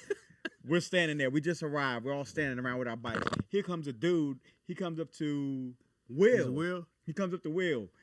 And he said, Will. Oh. And I said, hey, that motherfucker was already over here somewhere. No, and I was like this still. Because you don't know, if nobody has seen you yet, you can stay there and hopefully come back around. So we're at Venice Beach. Now I'm like this, but there's nobody there. So how do you get out of it? What do you do? I'm looking around. I'm like, God damn it. How do you got to do something with that hand. That's like, yeah. I started shadow boxing. No, Will. He said the guy he's talking about. Afterwards, we usually go eat at this little Jamaican restaurant, which is off the chain. All the food. I've never seen a restaurant where all the food is good, Nick. It don't matter everything what you they make is good. Yep. And they do from oxtails to fucking chicken to tacos. You got oxtails? They got oxtails. It's off the chain. No, I never. Come on, Pops, you're bugging. So anyway, the guy he's talking about, normally Will is with us. He'll come over and Will will pay for his meal, and then Will will give him a ride home, ride to the house, so he has to ride the bike. So nigga, he leaned down, and Will wasn't there, and he was like, "Yeah, guess I go ahead and get on my bike." And he's waiting for somebody to go, "Yo, we'll give you a ride." Everybody's doing like that. Oh, is that what happened? That's why he did that. I didn't know that. That's why he hesitated leaving, because he was like, "Yeah, boy, I'm tired. Yeah, these bones, I don't know if I can make it." Did he say that? And you made the comment about, that's a different bike. And he's like, yeah. I said, that looks uncomfortable for the miles you got to go. Yeah, you better We have chilled, sat down. Yeah, your body temperature is dropped. And usually about 8 miles. He had another 8 miles after the ride's Will over. would give him a ride to the house, so he'd have to ride his bike. But Will wasn't there. And he didn't know how to ask you. He didn't definitely know how to ask I didn't know. I passed him by the 405 and blew my horn. I said, all right, that away. Beep, beep. So, Nick, that's hilarious. To see his disappointment on his face, because he was like, ooh, my bones, boy. Yeah. Kind of cold. Sat down with us. And everybody was eating. Everybody did just like that. Hey, nigga. Hey, have a good one, man. I'm complaining about how much food I got. Yeah, you better get so much food. You better get started, nigga. Because last week he kneeled down and he was on Will's shoulder like this. He said, and he, because when you want to ask a favor, you can't ask loud. He went right to Will and said, "Is it cool if you give me a ride?" Will said, "Nigga, I thought he was trying to date me." You don't want to get in that habit. He was. Because every week he don't want to ride.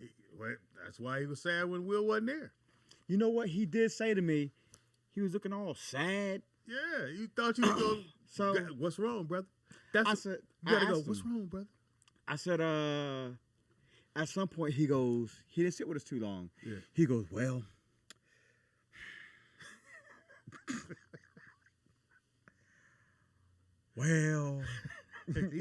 he kept going, well, and then he would look at me and just go like this. And I was like, well. Because usually he don't have no money. I didn't know that. Yeah, and like I said, and Will usually take care of his food.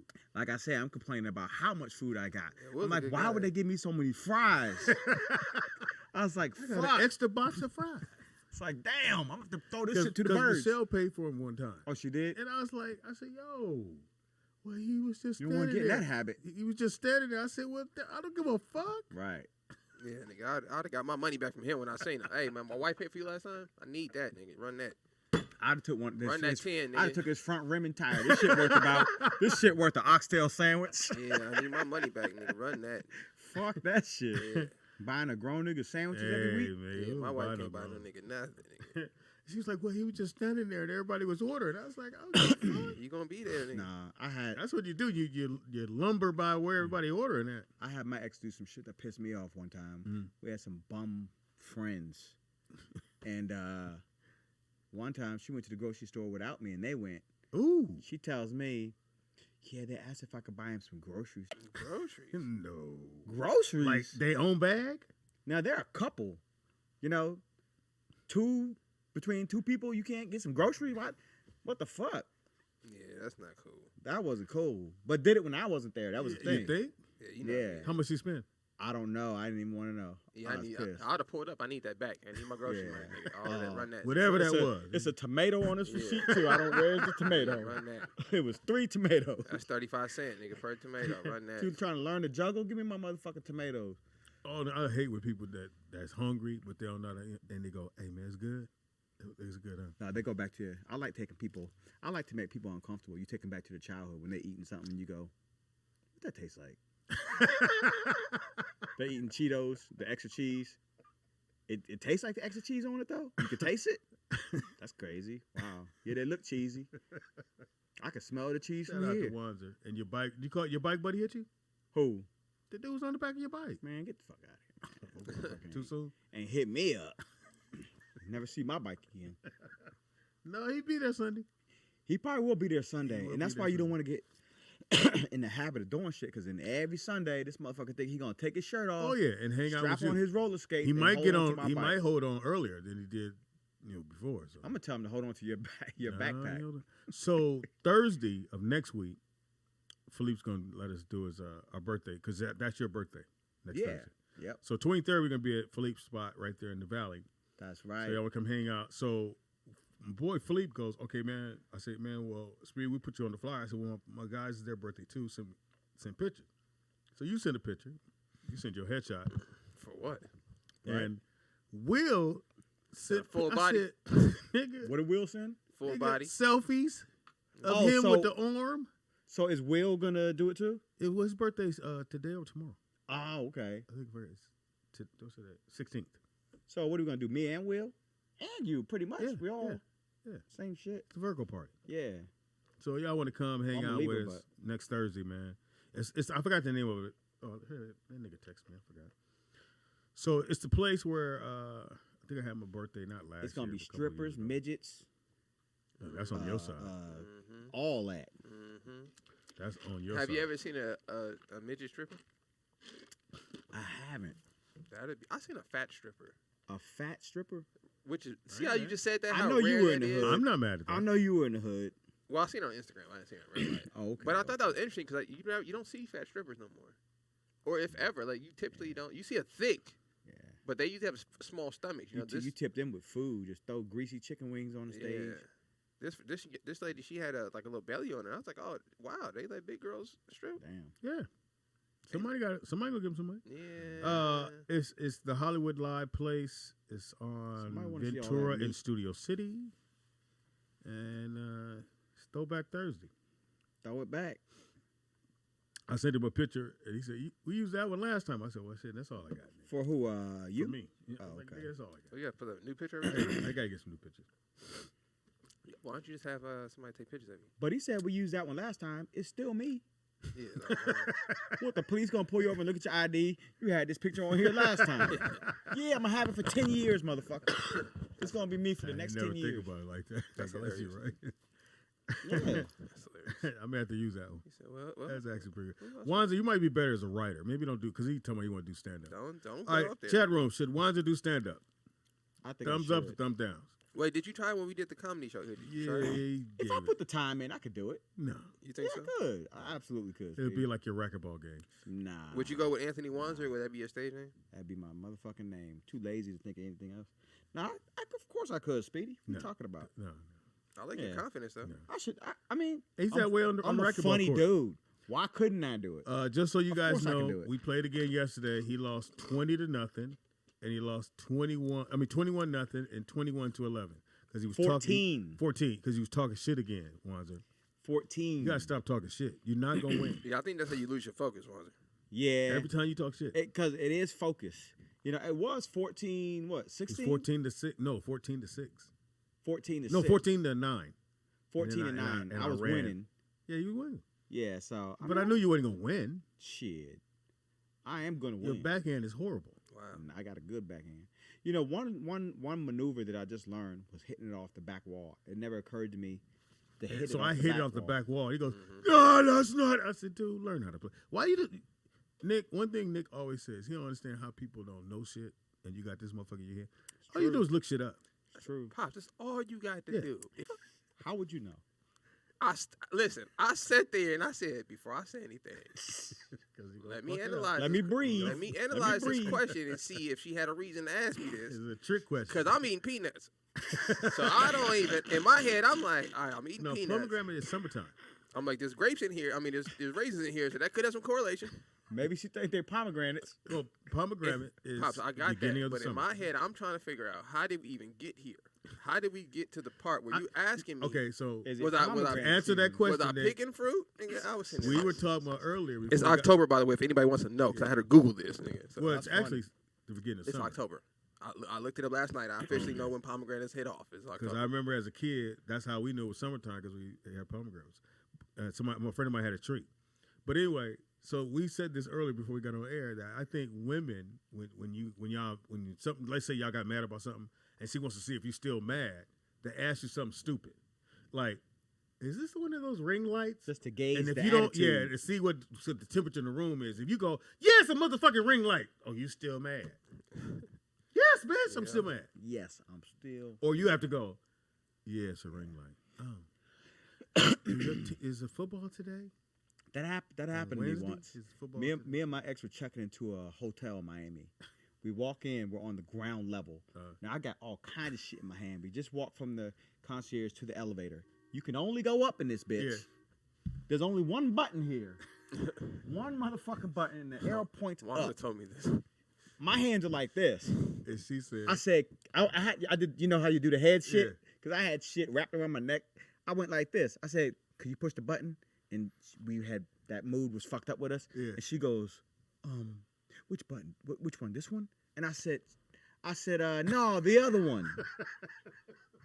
I don't see another one. I said, I know that. God damn, what do you mean the other? There's only one fucking button there. We're on the ground level. We can only go up. Oh, shit. What do you mean? Which button? You know how mad you got to be to oh just my lose your God.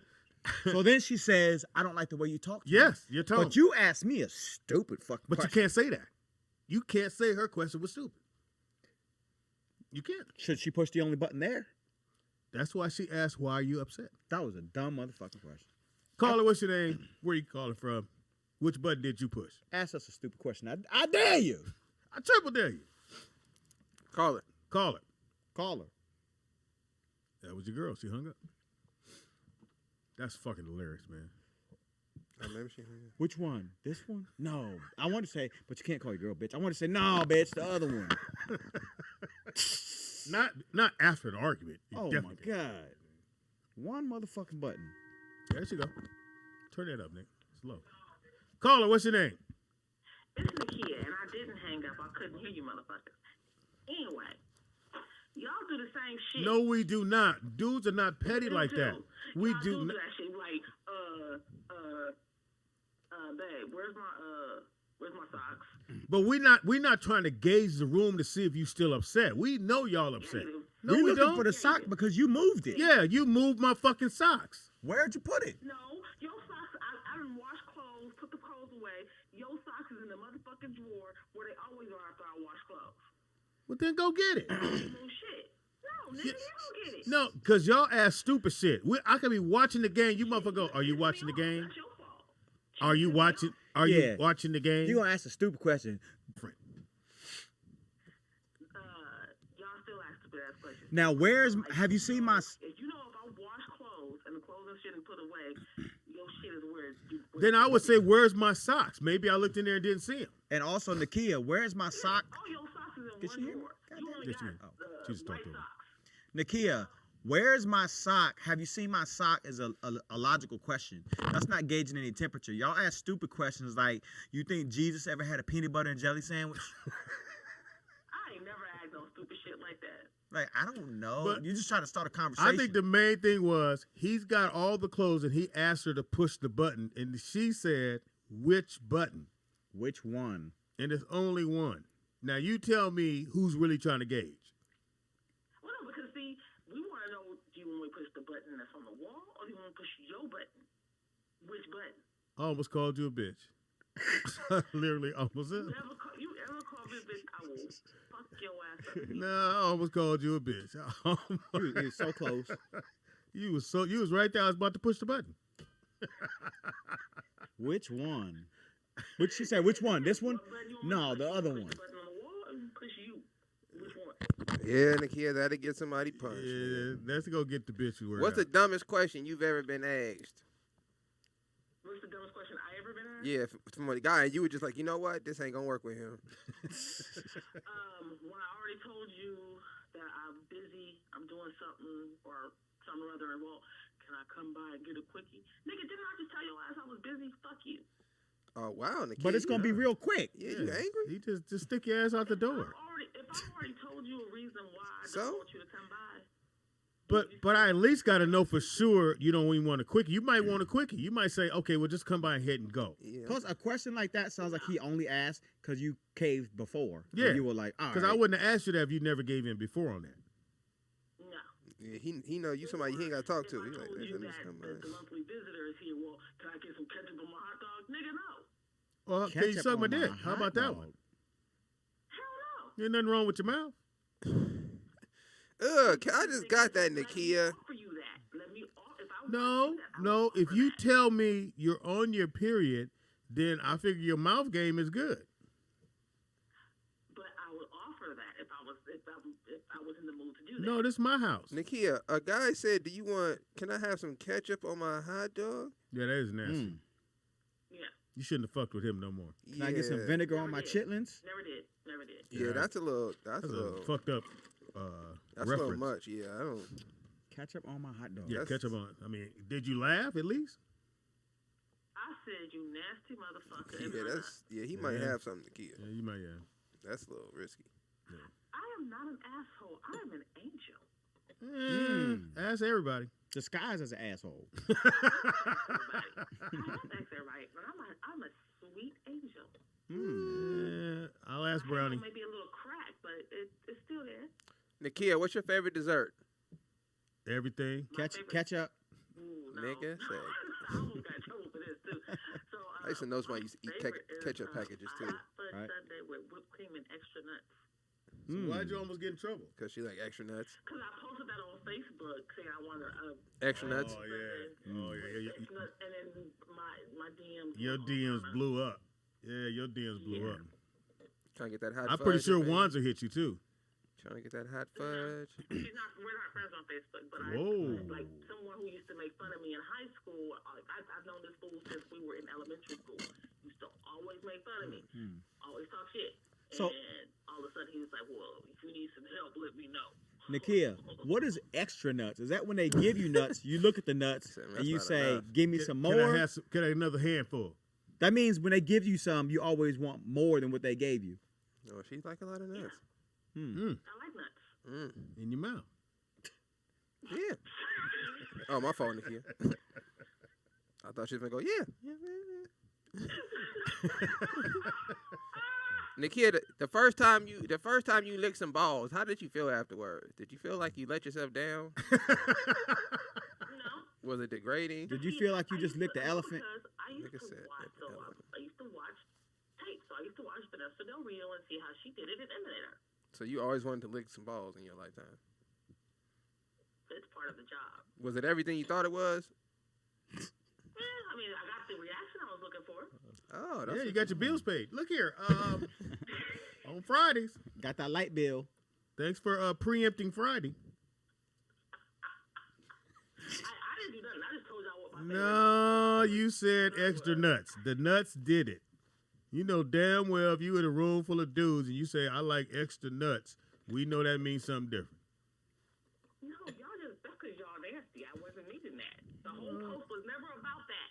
It was about a fucking ice cream sundae, hot fudge sundae, with whipped cream and nuts.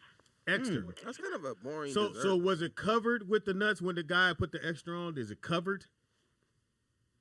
Oh, hell yeah. It's covered. You just crunching nuts. I ended up coming home and making my own and just, like, I had a jar of peanuts and I just started crushing them up and putting them on top. You can't make no sundae at your house. Yeah, it's melted by then. No, I bought the sundae and brought it home and put extra nuts on it. But by the time you get home, it's melted. Don't you live like a long way? Not when the place is right around the corner. You know, I was doing DoorDash the other day, and people ordering a lot of like stuff like that, and I was like, ain't nobody finna order no ice cream. It just has, people do it all the time. So you had to walk it up to the door? Nah, I ain't getting out the car. Oh, you don't get out the car? Nah. I'll take my girl with me. I'm not getting out the car. Then you ain't DoorDashing. I just whip in the whip. You know what I'm saying? You're like, take this to 7A. Because look, no, and look, I'm going to give y'all some game, because I really had to think about, because I work, she works, and then I work during the time that she's off. Mm-hmm. So I was like, damn, we don't really get to kick it. So I had to figure out a way that we can actually get a chance to kind of chill, spend some time together, kicking it at it. So I was like, yo, let's just DoorDash. We can make some money, drive around for like 2 hours. And talk. Chop it up, you know, throw a movie on. Yeah, and talk. Yeah.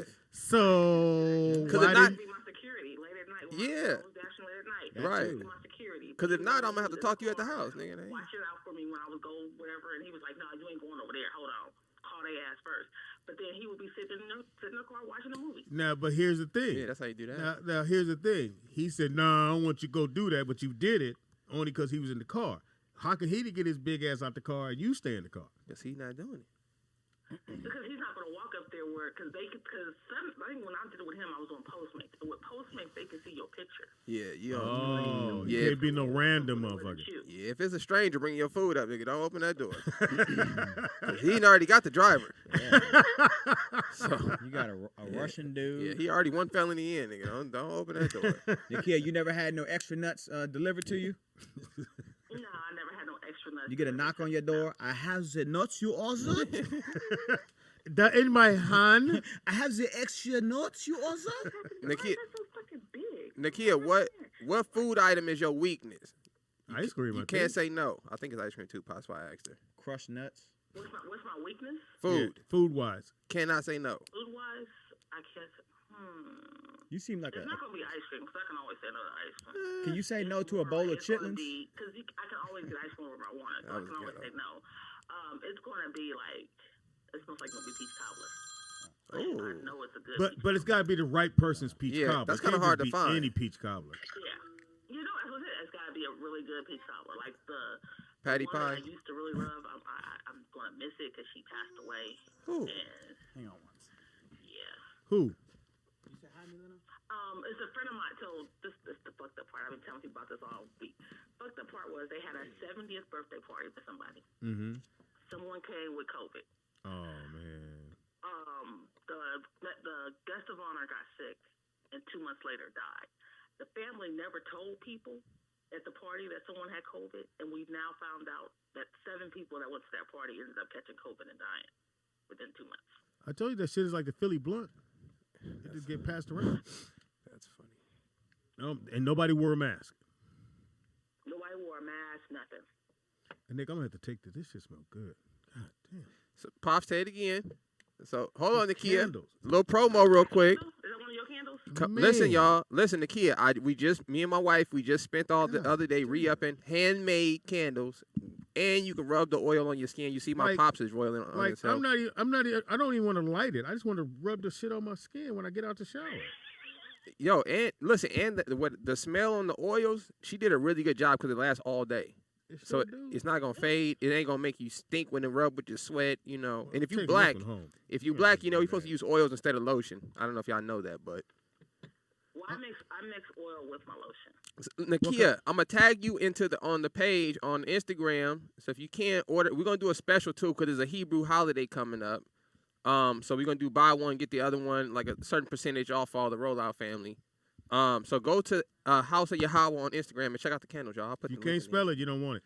And Pops, does it smell good or not? Yeah, it's really this because I was like, he been fingering the candle for 30 minutes, y'all. My bad.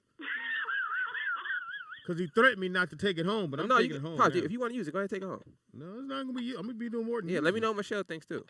She ain't getting it. Well, I know she'll smell it though. Let me know what she thinks. All right, Nakia, we trying to get out of here, Nakia. Oh, yeah. I gotta go pick kids up. I think. You know, Haley was trying to come by. I told her, she was like, I had some clothes for her, but I think she don't want to come by no more. I think she just said she just got back in town. I'm gonna tell her. Oh, that's right. She got a man. That's what it is. That's what's changed. Let me FaceTime her. Yeah, she got a man. Yeah, Haley's anytime a woman don't have a man, get a man. She shake everybody. Haley. All her good friends. Haley. Hey, wee. Hey, wee. Answer my FaceTime. We on air, Haley. I got clothes for you. What the fuck? Why are you on FaceTime? You're not putting me on FaceTime, are you? No, but I'm talking to you because we still on air. Oh. So my dad said he has a bunch of clothes for you. The ones I don't wear anymore because I've lost weight. And we were saying that since you got a man, you don't come around no more. Yeah, you shook us. But the clothes ain't here. They're at home because you didn't let me know you were coming.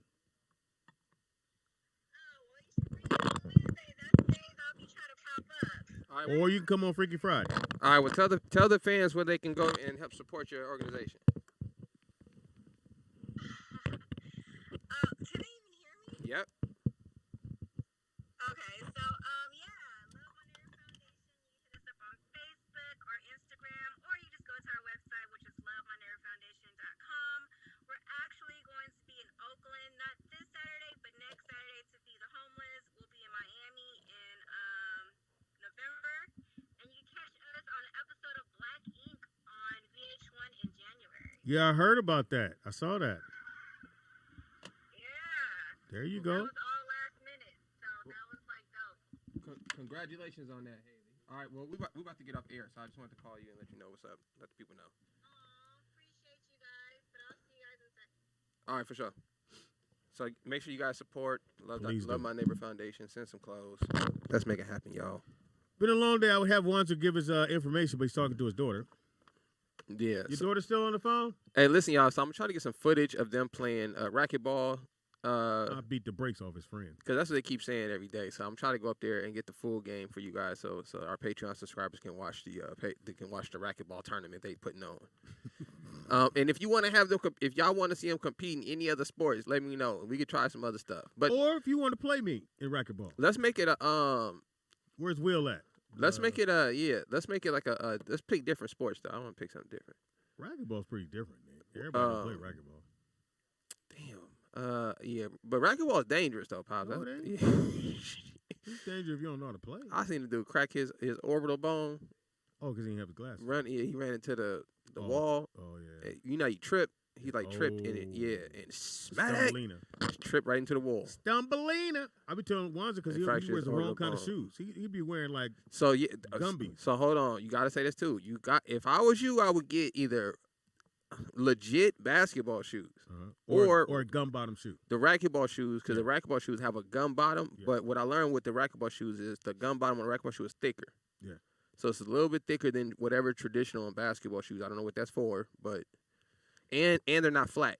So I don't know if you noticed that. The racquetball shoes have like a little roundish to them on the bottom. Didn't notice that. Basketball shoes are relatively flat because they don't want you to roll your ankle. So get you some racquetball shoes if you're going to play. And if you need a racket, I have it. If you hear it in the Valley or L.A. and you play racquetball, now if you one of them niggas that you've been playing for years, come by. I'll play. Yeah, let's see. You might win. You might not. Ain't nobody been playing racquetball for years, Pops. Oh, yeah, I guess so. Yeah, it ain't that popular. Yeah. Whoever still got racquetball skills, they ain't practicing in a long time. So I can probably get them. It'd be even fight. So bring your ass is what I'm saying. Speedy is funny on everything. The Speedy IZ funny on everything. Comedian Speedy on Facebook because they wouldn't let me use. It's Donald Caldwell on Facebook, but hey, it is what it is. Happy birthday goes out to Prince Harry, who is 37 years old. From the redhead guy. Yeah, him. Oh. Tom Hardy is 44. You know who that is, right? No, but I watched a documentary the other day that said all the presidents are related. Yeah. This little white girl did a chart in her school. It's pretty interesting. That's the guy playing Venom, the new Venom. Oh yeah, that dude's a good actor. Yeah, Hardy's a good actor. He's also in that movie. I told you to watch Rock and Roller. Right. He's also Tom Hardy's a good actor. So in the movie, I got to do this part. So in the movie, he tells Gerard Butler, who's his friend, man, I'm about to go to jail, and I wish it's just one thing I want to do before I go to jail. He's like, yeah, so whatever you want to do. You want to go some bitches? What you want to do? Whatever you want to do, we could do it. He says, I want to do you. Gerard went, what? Well, you got to practice. He get out the car. You fucking homo, you're a homo. He go through all that whole shit. I guess he let him hook him up, whatever. So he thought he was going to jail. He don't go to jail. That's funny. So Gerard shows up back to their little spot where all the dudes hang out. He's like, "Where's old boy at?" He said, "He didn't have to go to jail." He's like, "Huh?" No, he said he went to court. We haven't heard anything. So my man comes up behind him. He goes, "Hey, I didn't have to go to jail." Gerard goes, "Get the fuck out of here!" He's hot as fish grease. That's funny. And find out it was a prank. No, he wasn't. Yeah, I thought it was fucking. Anyway. Yeah. Also, birthday celebrating today is Tommy Lee Jones, is 75 years old. Nipsey Russell, the actor, was born today. Dennis Schroeder is 28 years old. Dang. Lost all that money. Lost a lot of money, Playboy. 80 million. Josh Richardson is 28 years old. Josh Richardson, who's that? Basketball player. Josh Richardson. Plays for, I think he played for Miami at one time. Richardson. You know Josh Richardson. Two guard. Oh, he plays for Dallas right now. Yeah. Oliver Stone is 75 years old. Jerron, I think is how you say it. Jackson Jr. Oh, Jared Jackson Jr. plays for the Memphis Grizzlies. Yeah, 22 years old today. He only 22? Yeah. He's been in the league like 3 or 4 years. Jason Terry is 44. Shout out to one of my favorite players. Michael Dunleavy, 41 years old. I like Junior. Dunleavy. Yeah, played for the Bulls and Duke. Dan Marino, 60 years old, same age as me. He's a few weeks older than me. Anytime I think about Dan Marino, I think about Ace Ventura, Pet Detective. Oh, yeah, he was good on that. Never got a ring. Almost got a ring. Really? Didn't get it. Never got a ring. Best player never win? Never got a ring. Peter Carroll, 70 years Pete Carroll? Pete Carroll, 70 years old too. His name is Peter? Well, yeah, you don't want to say Peter. That's it. On this day, 9/15, September 15th, this show first aired 2001. My kids still watch it to this day. Proud Family. I love the Proud Family. Great show. Tommy Davidson killed that. Also on this date, 2014, Love and Hip Hop Hollywood. Ray J became Ray J, not Brandy's brother. So I told you, Pops, I had an argument with somebody about Ray J being legendary. Hey, he's done it all. When you add it up. Hit some of the coldest ones. When you add it up. Hit some of the coldest ones. Also on this date, 2019, the song Rockstar by Post Malone became the #1 song in the country at that time. Also on this date, 1977. You wasn't born, Nick. Nope.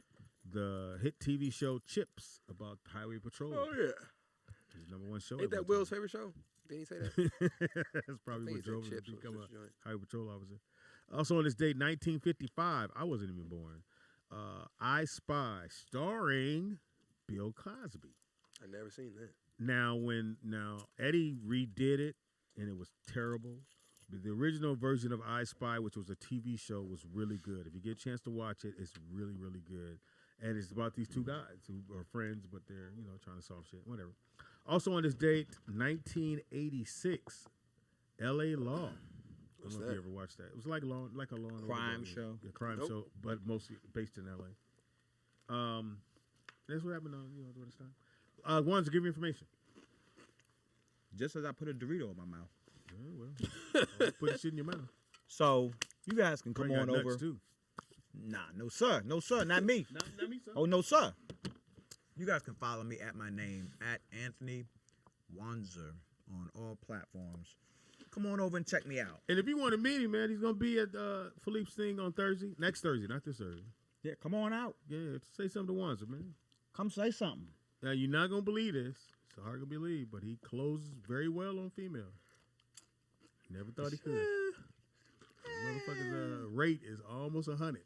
It is almost 100. It's almost 100. It's damn close. I think when you miss is because you say, I'm cool. I'm good. But I noticed though. I just think as a man, you just got a way better chance to end up with a fine female than a woman has to end up with a good dude. You know what I'm saying? They shooting in the dark. Like there's way more finer females. Yeah. That ain't got nothing going for them than there is good-looking dudes who got a lot going for him. You know what I'm saying? Like if he does have something going on for him, he's not picking her. What I want you for? Yeah, I'm not gonna pick. That's what I'm saying. So your pool is bigger, right? Because all you looking for is a bad chick. Yep. And there's a lot of those. And we don't have all these other standards. That's what I'm saying. This much money, you got to be this tall. Right. All you need is her to look good. Bullshit. That's one thing. That's one goal she got to keep. Yeah, that's easy. Is look good. That's why women can be saved and men can't. Right. You can go to Walmart. The greeter can be beautiful. Right. She can be saved today. All she need is booty, nigga. And a nigga take her right up out of Walmart. Right. She don't have to be able to cook. Nothing. All she need is have a nice body and nigga scoop her right up out the Walmart. Yep. That nigga be in there with abs and everything. It don't matter, nigga. Girl, he gotta be funny. Saved. Yeah, he gotta be funny, have abs. Nigga be able to build. And here's the thing. Have a good family rapport. Know your father. Can't have baby mamas. The chick can be 5'1". Right. It don't be matter. a Walmart greeter. And just have a fat ass. With Coke glasses. Big titties. Nigga. Somebody take and a nice face. And if she light skinned, she out of there, nigga. They gonna come get her tonight. You can't have a really nice looking. I want to apologize. Nigga, you see that bad bitch at Walmart? Niggas was pulling up, nigga. You can't have a nice looking dude. All the women are beautiful. 5'5". Not the greeter. I'm just saying that's true, Wonzer. Walmart greeter and get saved. Yeah. You saving Walmart? No, because it don't matter what the dude look like, because the woman's gonna say, "Why is he at Walmart?" So he could be 6'6", and the first thing they're thinking about abbed up, is their girlfriends. Right. Where is he? What does he do? Right. He's at Walmart. He works out. He's a Walmart greeter. But if you ask me, if I had this bad bitch with we not even finna ask that. Why would we care what she does? You don't give hopefully nothing. Nigga. But even if you did, you would go. Like, what do you mean, Nick? She's a greeter. Look, you go. She's a greeter. Yeah. Oh, that's dope. Oh, hey, we is here. Hey, we. Oh, she got a man. Hey, we got a man. She shook us, nigga. Hey, hold up, Haley, you got a man? Yeah, that's why she got her glasses on. She never wear glasses. She got a man, so she don't need. I got a man. What's your man got to do with me? I got a man. You got a man. Hey, we got a Haley. That means she get dick on the regular. All them times I used to get dick on the regular. You waking up with dick in your room. Yeah. I hope that nigga don't slice your tires up. You don't. Hey, don't fuck up. Don't get him no samurai sword for his birthday. Little bit of get on you, homie. Haley will not introduce us to the guy. What? No, she not. Haley. No, come on. Pick him apart. He's a working man, so. Nah, you just call us lazy? He's a greeter. He's a greeter. No, I'm just saying he got a job. Now, did you he save don't work him? every single fucking day. He works every single day. At your house. Clean. Maybe. I've never seen you with glasses on. Her man. That's how I know you got a man. You ain't got your hair done. You ain't got. You look like you was gonna come in here like this, Haley. I have those files you wanted. Oh yeah. Go ahead and put them right there. Yeah, you got the file. Oh my. File them over here. Hello, Haley. Hello, How are you guys. doing? I'm good. I'm happy for you. You got a little glow to you. Haley got the dirty secretary glasses on. No, put it back on. I kind of like that. Put them back on. Now we look blurry as fuck now. Yes. I'm about a giant blob over here. Put them back on. I was getting happy. How you been doing, Haley? No, I have 2 bags of Okay. clothes and hats. And do you do hats? Yeah. Oh yeah, I got wear the hats in the car. Okay. No, I don't. I didn't bring the truck. Fuck. And what do you do to these clothes? She give them away. Oh, that's right. You got stuff to give away? That's right. You've been downtown. I do have some stuff to give away. Oh, that's right. That's when his mom got on the phone. She said I was cute. And then he kept going. Speedy. She didn't say that. She said, "Why are you here?" That's how we know. That's how we know his mind is starting to go. Because your mama liked me. You know. Because Miss Wonzer thought I was cute. Where he starts saying delusional things. You know. Yes. Again, I don't even put on everything. Well, I'm gonna do it this time. Okay. Everything I love. He goes, "Here's my friend Speedy, who's helping the homeless." And she went, "Oh Lord Jesus, he is so cute." And she started fixing her wig. And she went on and tilted it back to the side. And I said, "Hello, Miss Wonzer." Haley, here's how you know if this is true or not. All you have to do is look at Speedy and say to yourself, "Would I have said that?" Handsome. Would you have looked at Speedy, Haley, and said, "Oh my God, he's so cute"? Don't you do that, Haley? Now, if your answer is no, then why would my mama have said that? So, what have you been doing, girl? We heard a little bit on the radio. I mean, on the phone. But what Yeah, are you doing? Is that mic on? Is it on? Okay. I'm planning to go to Oakland next What weekend. part of Oakland are you? No idea. Because it's Richmond. There's downtown Oakland is where we'll be. Okay. You're gonna be downtown. Okay, so just so people know, you'll be downtown Oakland. Downtown Oakland to feed the homeless on I think it's September 25th. Is it? I've never been to Oakland, so. Yeah. See, I've been going to Oakland since early '90s to do comedy shows. So downtown, where the stadium is, where the Raiders used to play, all that now is pretty much tents and just homeless people. All down by the football stadium. Which I don't know what they're gonna do with it now. Well, football and the baseball stadium are pretty much the same thing, but. Why are you trying to whisper to Haley with that voice, man? Can you pick up your octaves, please? You hear that, Nick?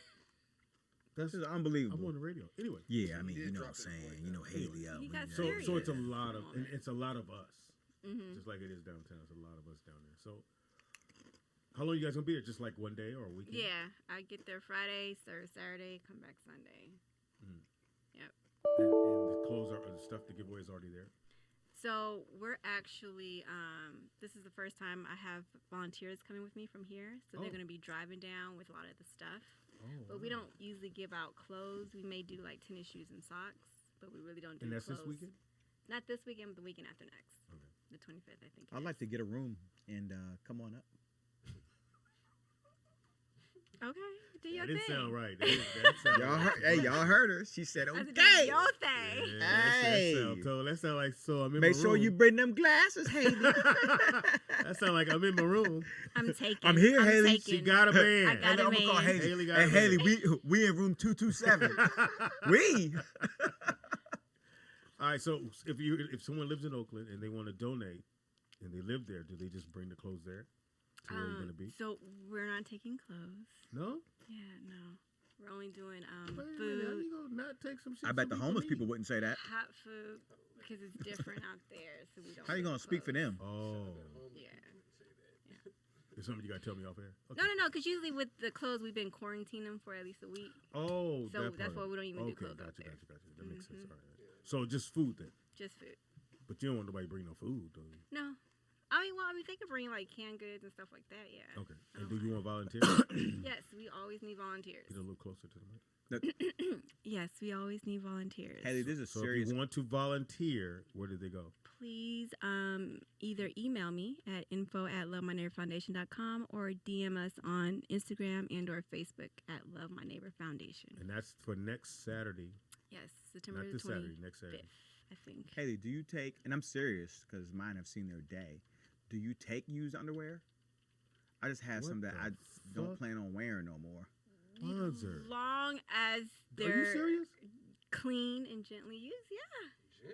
Gently? Yeah, they gotta be clean, no holes, no stains. That was my concern, the stains. So when you do the we don't take the quarantine, stains. so do you put them in a certain place? They spray them? What do they do to the clothes? We just quarantine them for a week or. And then pass them out. Speedy, I'm quite sure they wouldn't let you donate any underwear. So that's the joke she's waiting to do. So don't. One thing I've known about Wonzer, he sets up a joke in his mind and then delivers it later. Yeah. So he said one part of the joke when he said about him, and then he waits a second and go, Speedy. Speedy. Yeah. So we've realized that. When he just does the one joke, it's funny as fuck. When he try to add on to it, some other bullshit. So if you live in Oakland and then the next city is where? Miami in November. Downtown Miami Beach? Yes, more than likely downtown Miami. Wow. That's our last I know one. you're staying longer down in Miami. Yeah, that's what I thought. Oakland only gets you for one day. I've never been to Miami either, so. Oh, you get a chance to see. I've been everywhere. Okay, yeah. I haven't been to many places. I've never been to Harlem when we fed in Harlem. What? Yeah. Wow. Well, Harlem's different now than it was when I used to. When I used to get a haircut. You haven't gotten anyway. Wow. See how you get that to come on back. Yeah, no. My birthday coming up. You ready to ride your bike? Yes. Was it on the 21st? What the fuck? It's the 21st, next Tuesday. Yeah, I just said 21st. No, you were guessing, Haley. But I guessed right, Speedy. Did you put the lights on your bike? No, I'm coming to you for the lights. Is your guy coming? More than likely, no. Why not? Speedy, he don't work that night. Questions. You don't want him to. He works a lot, actually. Nigga don't work 24/7. I think you need a dude that has time for you. I don't think she has a man. He ain't got time for you. I think she got a drawer. He has enough time for me. He works all the time. Yeah, you just said he works He all can't the even time. ride a bike at night. Anybody can ride a bike at night. You know, we just want the best for you, Haley. You scared we're going to fuck it up. Maybe. Haley, we want the best for you. I got time. During the day, the night. He makes time. That's why I was a little bit late today. He made some time. Got an afternoon one in, huh? I'll be there Yeah, you did. Be I don't know what y'all talking about. Put your homeless clothes on when I get there. Homeless clothes. Put some shelter shit on. I wonder if she got all kinds of creams hanging out her bag. Look, you all in my purse. Why you in my purse? Hand clap. Yes. Sister. I love when you come by. Just so I miss you guys. Oh, I miss you got a too. man, so I miss you too, Haley. You my brother. Remember, you eventually got to meet him. So I asked him if he wanted to come today, but he was out the door working. Is he little? A little guy? What is a little guy? Wonzer. He's bigger and taller than me. So still not a bar. It still needs something. I need something else to work with. He's taller than me in heels. How about that? Okay, is he taller than Wonzer? I don't know. He must not be. He is not a midget. I asked the question. I'm about 6 foot. Because you said he's taller than you in heels. When you have your heels on, he's. Okay, I got what you're referencing. So he's about 5'9". He's taller than me. Yeah, That's 5'5". That's not a. Haley, you're what, 5'1", 5'2"? So taller than you is a lot. So I'm gonna say 5'4", 5'5". 5'5". Ain't no 5'5". dude. Ain't no dude 5'4". So Is I'm he gonna say Pacquiao? 5'5" is at least man height. Pacquiao. Because you what, 5'7"? No, come on, man. I'll be trying to take inches. You're like from me. Mayweather height. No, 5'5". I'm 5'9". Nigga, if I will throw this. Why you scrunch your face up? How tall are you, Speedy? You're about 6 feet. You're 6 feet. Nigga 6 feet. Brooklyn 6'2". Nah, Bug's like 6'3.5". There you go.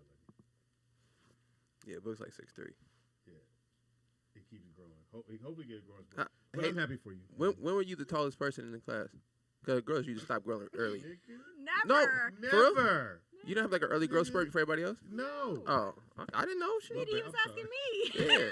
Usually people, even if a girl's like 5 feet, usually like in second grade, she was the tallest person in her class. Was At that some tall point. in the Yeah. second grade right there. She was the teacher. That's what I'm saying. She's probably a giant in the first grade. You know what I'm saying? No, never was. Punking the kids, you did. She walked She into will class. punk a kid. Hey, we. What are you talking about? Haley, I've seen the other side of you. That was my younger. Me working. Well, you So I was cussed me working out with- behind some corn dogs. And I Because felt you was that eating was like wrong. 4 corn dogs. It was But for the nobody else volunteers. wanted them, You Haley. haven't even asked anybody if they Well, I wanted thought they them. would ask me for them. You walked away in the corner, away from everybody else. How they gonna ask? And Haley went, how many are left, Speedy? I went, 1. He was like, what? I said you one. Speedy. Motherfucking cheese. That's when I don't eat. You know I don't eat cheese anymore.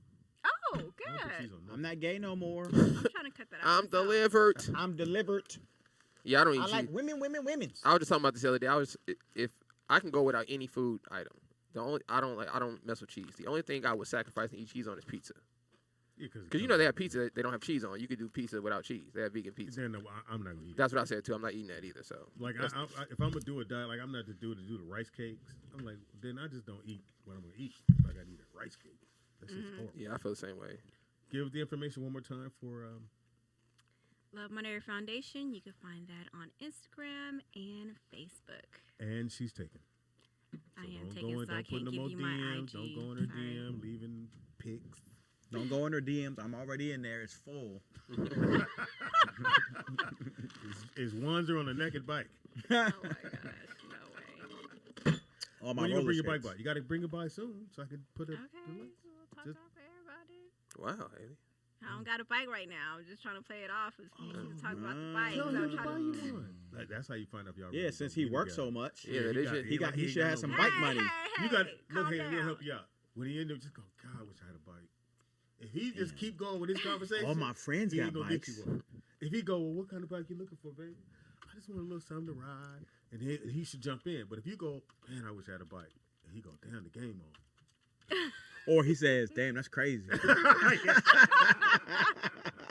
Yeah, if you hear damn, that's crazy, you ain't getting the bike. Man, that's here. crazy. You just come borrow one of the bikes at the house.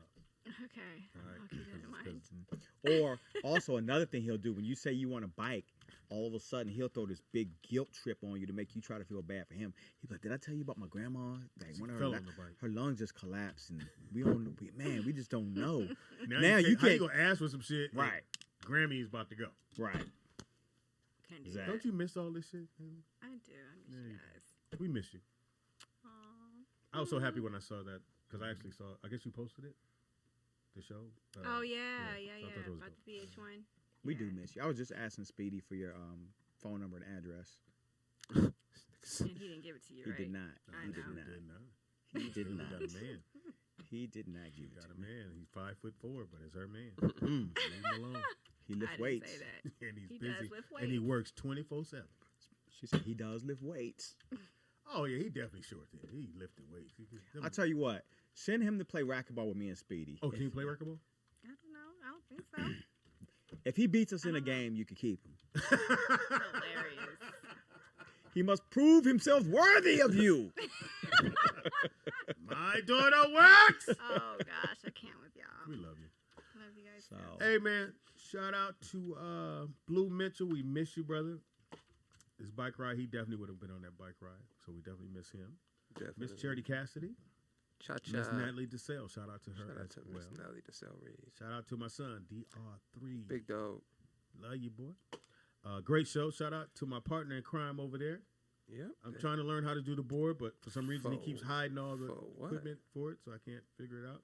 he's sick. We sick, boss. Yeah. Hey, he not here. We don't have no show. Yeah, for That's all what? right. Tomorrow, it's Let Danny Tell It. Let Danny tell it. And Yeah. I think she got a special guest, but she didn't want to say who it was. But she do have. That's a some- shocker because she hates guessing. Yeah, because they. Oh, she doesn't like guests on her show? Yeah, hell no. She wants to talk the whole time by herself? It's about hey, it's about it's. It's it is called ask- Let the Danny show Tell is It. Let So Danny- She is a Danny woman. needs to tell it. So Can't yeah. tell it if somebody else in the room. Yeah. See, she won't tell us about her man. Damn. Might as well say let Haley tell it. Huh? See? If you hung, you can hear. Huh? I never thought about Yeah, that. if you man. hung, I you gotta can hear remember it. that. Oh. Huh? What you say? My granddad used to How say you know I that. said that? If you hung, you can hear it now. That sounds like something that would be said right before ass whooping. Yeah. If you hung, you can hear. Come over. Yeah. Come here, boy. If you hung, you can hear, boy. And bring that belt with you. Yes, sir. Yeah. Why is it over there though? That's the cold part. You gotta bring it to her. You got to come. You got to travel to your ass whooping. Come here. Did you get whipped? Quick as a question kid for you, with Haley. a switch? Is your guy from here or is he from a different Thailand? nigga? Let's do this goddamn handle that shit. He's originally from West Coast or East Coast, but he was raised in Northern California. Oh, okay. Well, he going back home? Is he going up there with you? Maybe. I'm going to tell you right now, we cheat on the East Coast. This nigga said we. I'm tell you that right now. He was See, wasn't- raised. when you do that, that's when you funny. My No, uncle but- cheated. My granddaddy used to I cheat.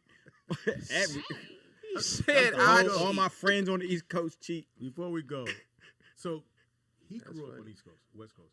So we were talking about when you go to jail, and I was like, yeah, you people go, what set you from, or are you from what neighborhood? That's how they do. He said the dude went, hey, nigga, how small is that community if somebody in jail go, your daddy named Wonzer, what's your daddy name? They go by names. Like names. Just like when you go to the barbershop. Yeah, like don't they always say, "Who your daddy?" Yeah, like a right? nickname. Yeah, Same here thing. we say, "Where you from? What part of the city you from?" Yeah, no, we do that. yeah. But shit, if you locked up in this city, you probably from this city. No, but no, you saying so on the East Coast, it's more relatable to the actual person. Right. Out here, it just matters the neighborhood you're from. Right now. Yeah, so out here it's more geographical than the direct relationship. Right. And they'll go, "Well, I'm from off 88th and Norman. Oh, nigga, you know so and so, and that's how I go. Well, there all the families know each other. Yeah. And so the dude recognized him and knew his daddy. That's hilarious. Told me my daddy had a Rolls Royce. And I was like, "What did he come pick you up in?" Now, when I met my dad that one time, he had his mom's car. And the headliner was on our heads, and the sunroof had that white silicone. What did he take you to go see?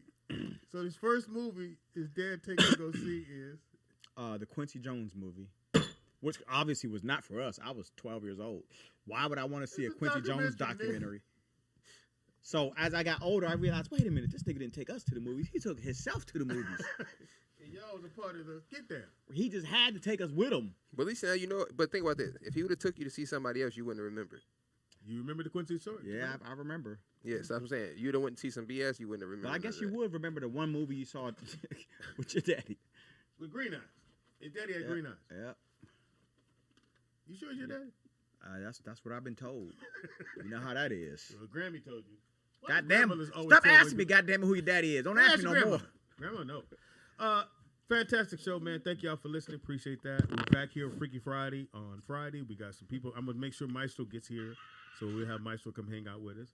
Haley will be gone. You'll be here. Well, you gotta come by and get the clothes. Well, you gotta ask your manager. You can come by on Freaky Friday. You just can't show up. You can't just come no more. You can't come. Well. You know, hopefully, you know what I'm saying. Don't get technical on me. Anyway, we'll be back here Friday. Don't forget, man, if you're going to go on the bike ride on Tuesday, it's coming Tuesday, you live here, you got to have a bike. Hopefully you have it. You don't have to have it lit up. Just go to the 99-cent store, get a light in the front, light in the back. Just show up. Also, too, you got to get your T-shirt. So it's a number. Hit that, text that number, give me your shirt size, your name, and that way you'll have a T-shirt. When you show up, we have T-shirts for you. If you're bigger than a 5X, don't be in public. Okay? Don't come. Oh, man. Oris is showing up. He's a 5. I said bigger than a 5X. Oh, we only got 2 5X. We got one 5X, one 4X. They got bikes? Nigga, I will hit you with these goddamn microphones. That's a great question, Wonzer. What bike weight size says plus 350, nigga? I think somebody's going to be pulling them in wagons. I think 210 is the max, nigga, on any... You gonna watch them wheels fold up and get crushed under that pressure? Yeah, it's going to be a lowrider bike in a minute. Hey, man, that's my friend. That's your friend. But you better tell your friend to bring his bike to your house so y'all can reinforce it. Yeah, ride a tricycle, nigga. Put some steel plates in it. Yeah, he gonna have to ride something else because that and ain't. Also, too, on Thursday we doing the party. It's gonna sound like Debo coming. Oh shit! Put y'all's change away. Hide y'all sandwiches. Oh shit! Put your snacks up. Or it's coming. Hey, put that chicken sandwich. Nah, fuck that. I'm just gonna tuck mine in. I'm gonna just eat mine real quick. And then Sunday we're gonna be at Venice Beach, man. So that's kind of like the pre-birthday. So if y'all want to come to Venice Beach, what y'all doing at Venice? They ride the bike. We riding. Okay. Nick, you said you gonna ride. I got the scooter for you, Nick. I might come down on Sunday. Nick, I got the scooter for you. I ain't do no birthday celebrations. Yeah, he said he let you roll the scooter. If you want to do the scooter on Sunday, you got 28 miles. I might come down Sunday. I'll do Sunday. Just put it in the back of the car. I'll bring it. Yeah, I'll rock Sunday. I'm not trying to do no birthday, what you call it, though. But it ain't a birthday, right? Ain't nobody wishing me happy birthday. That is soft. Happy birthday. And then he just sliding on his bike. Bunch of dudes, 320 and up. Like, that's... Hey, Oris, if you listen to the show, man, they not talking about you. It's going to look like Circus Soleil out that motherfucker. I got you a car, Speedy. That thing looking like Black Circus Soleil out that thing, boy. Yeah, hopefully you had a good time. The Kia, all I can say is... I mean, a nigga spraying Jericho juice on his chain. What's that stuff in that brown bottle, Pops? With I remember that. Good friend oil. He used to put that on there, and if you ain't got that, put some of that pink oil on there. Put pink hair lotion on your chain. You just got to rub it in. Because if not, it's gonna be white. Yeah, it's gonna be a little pink.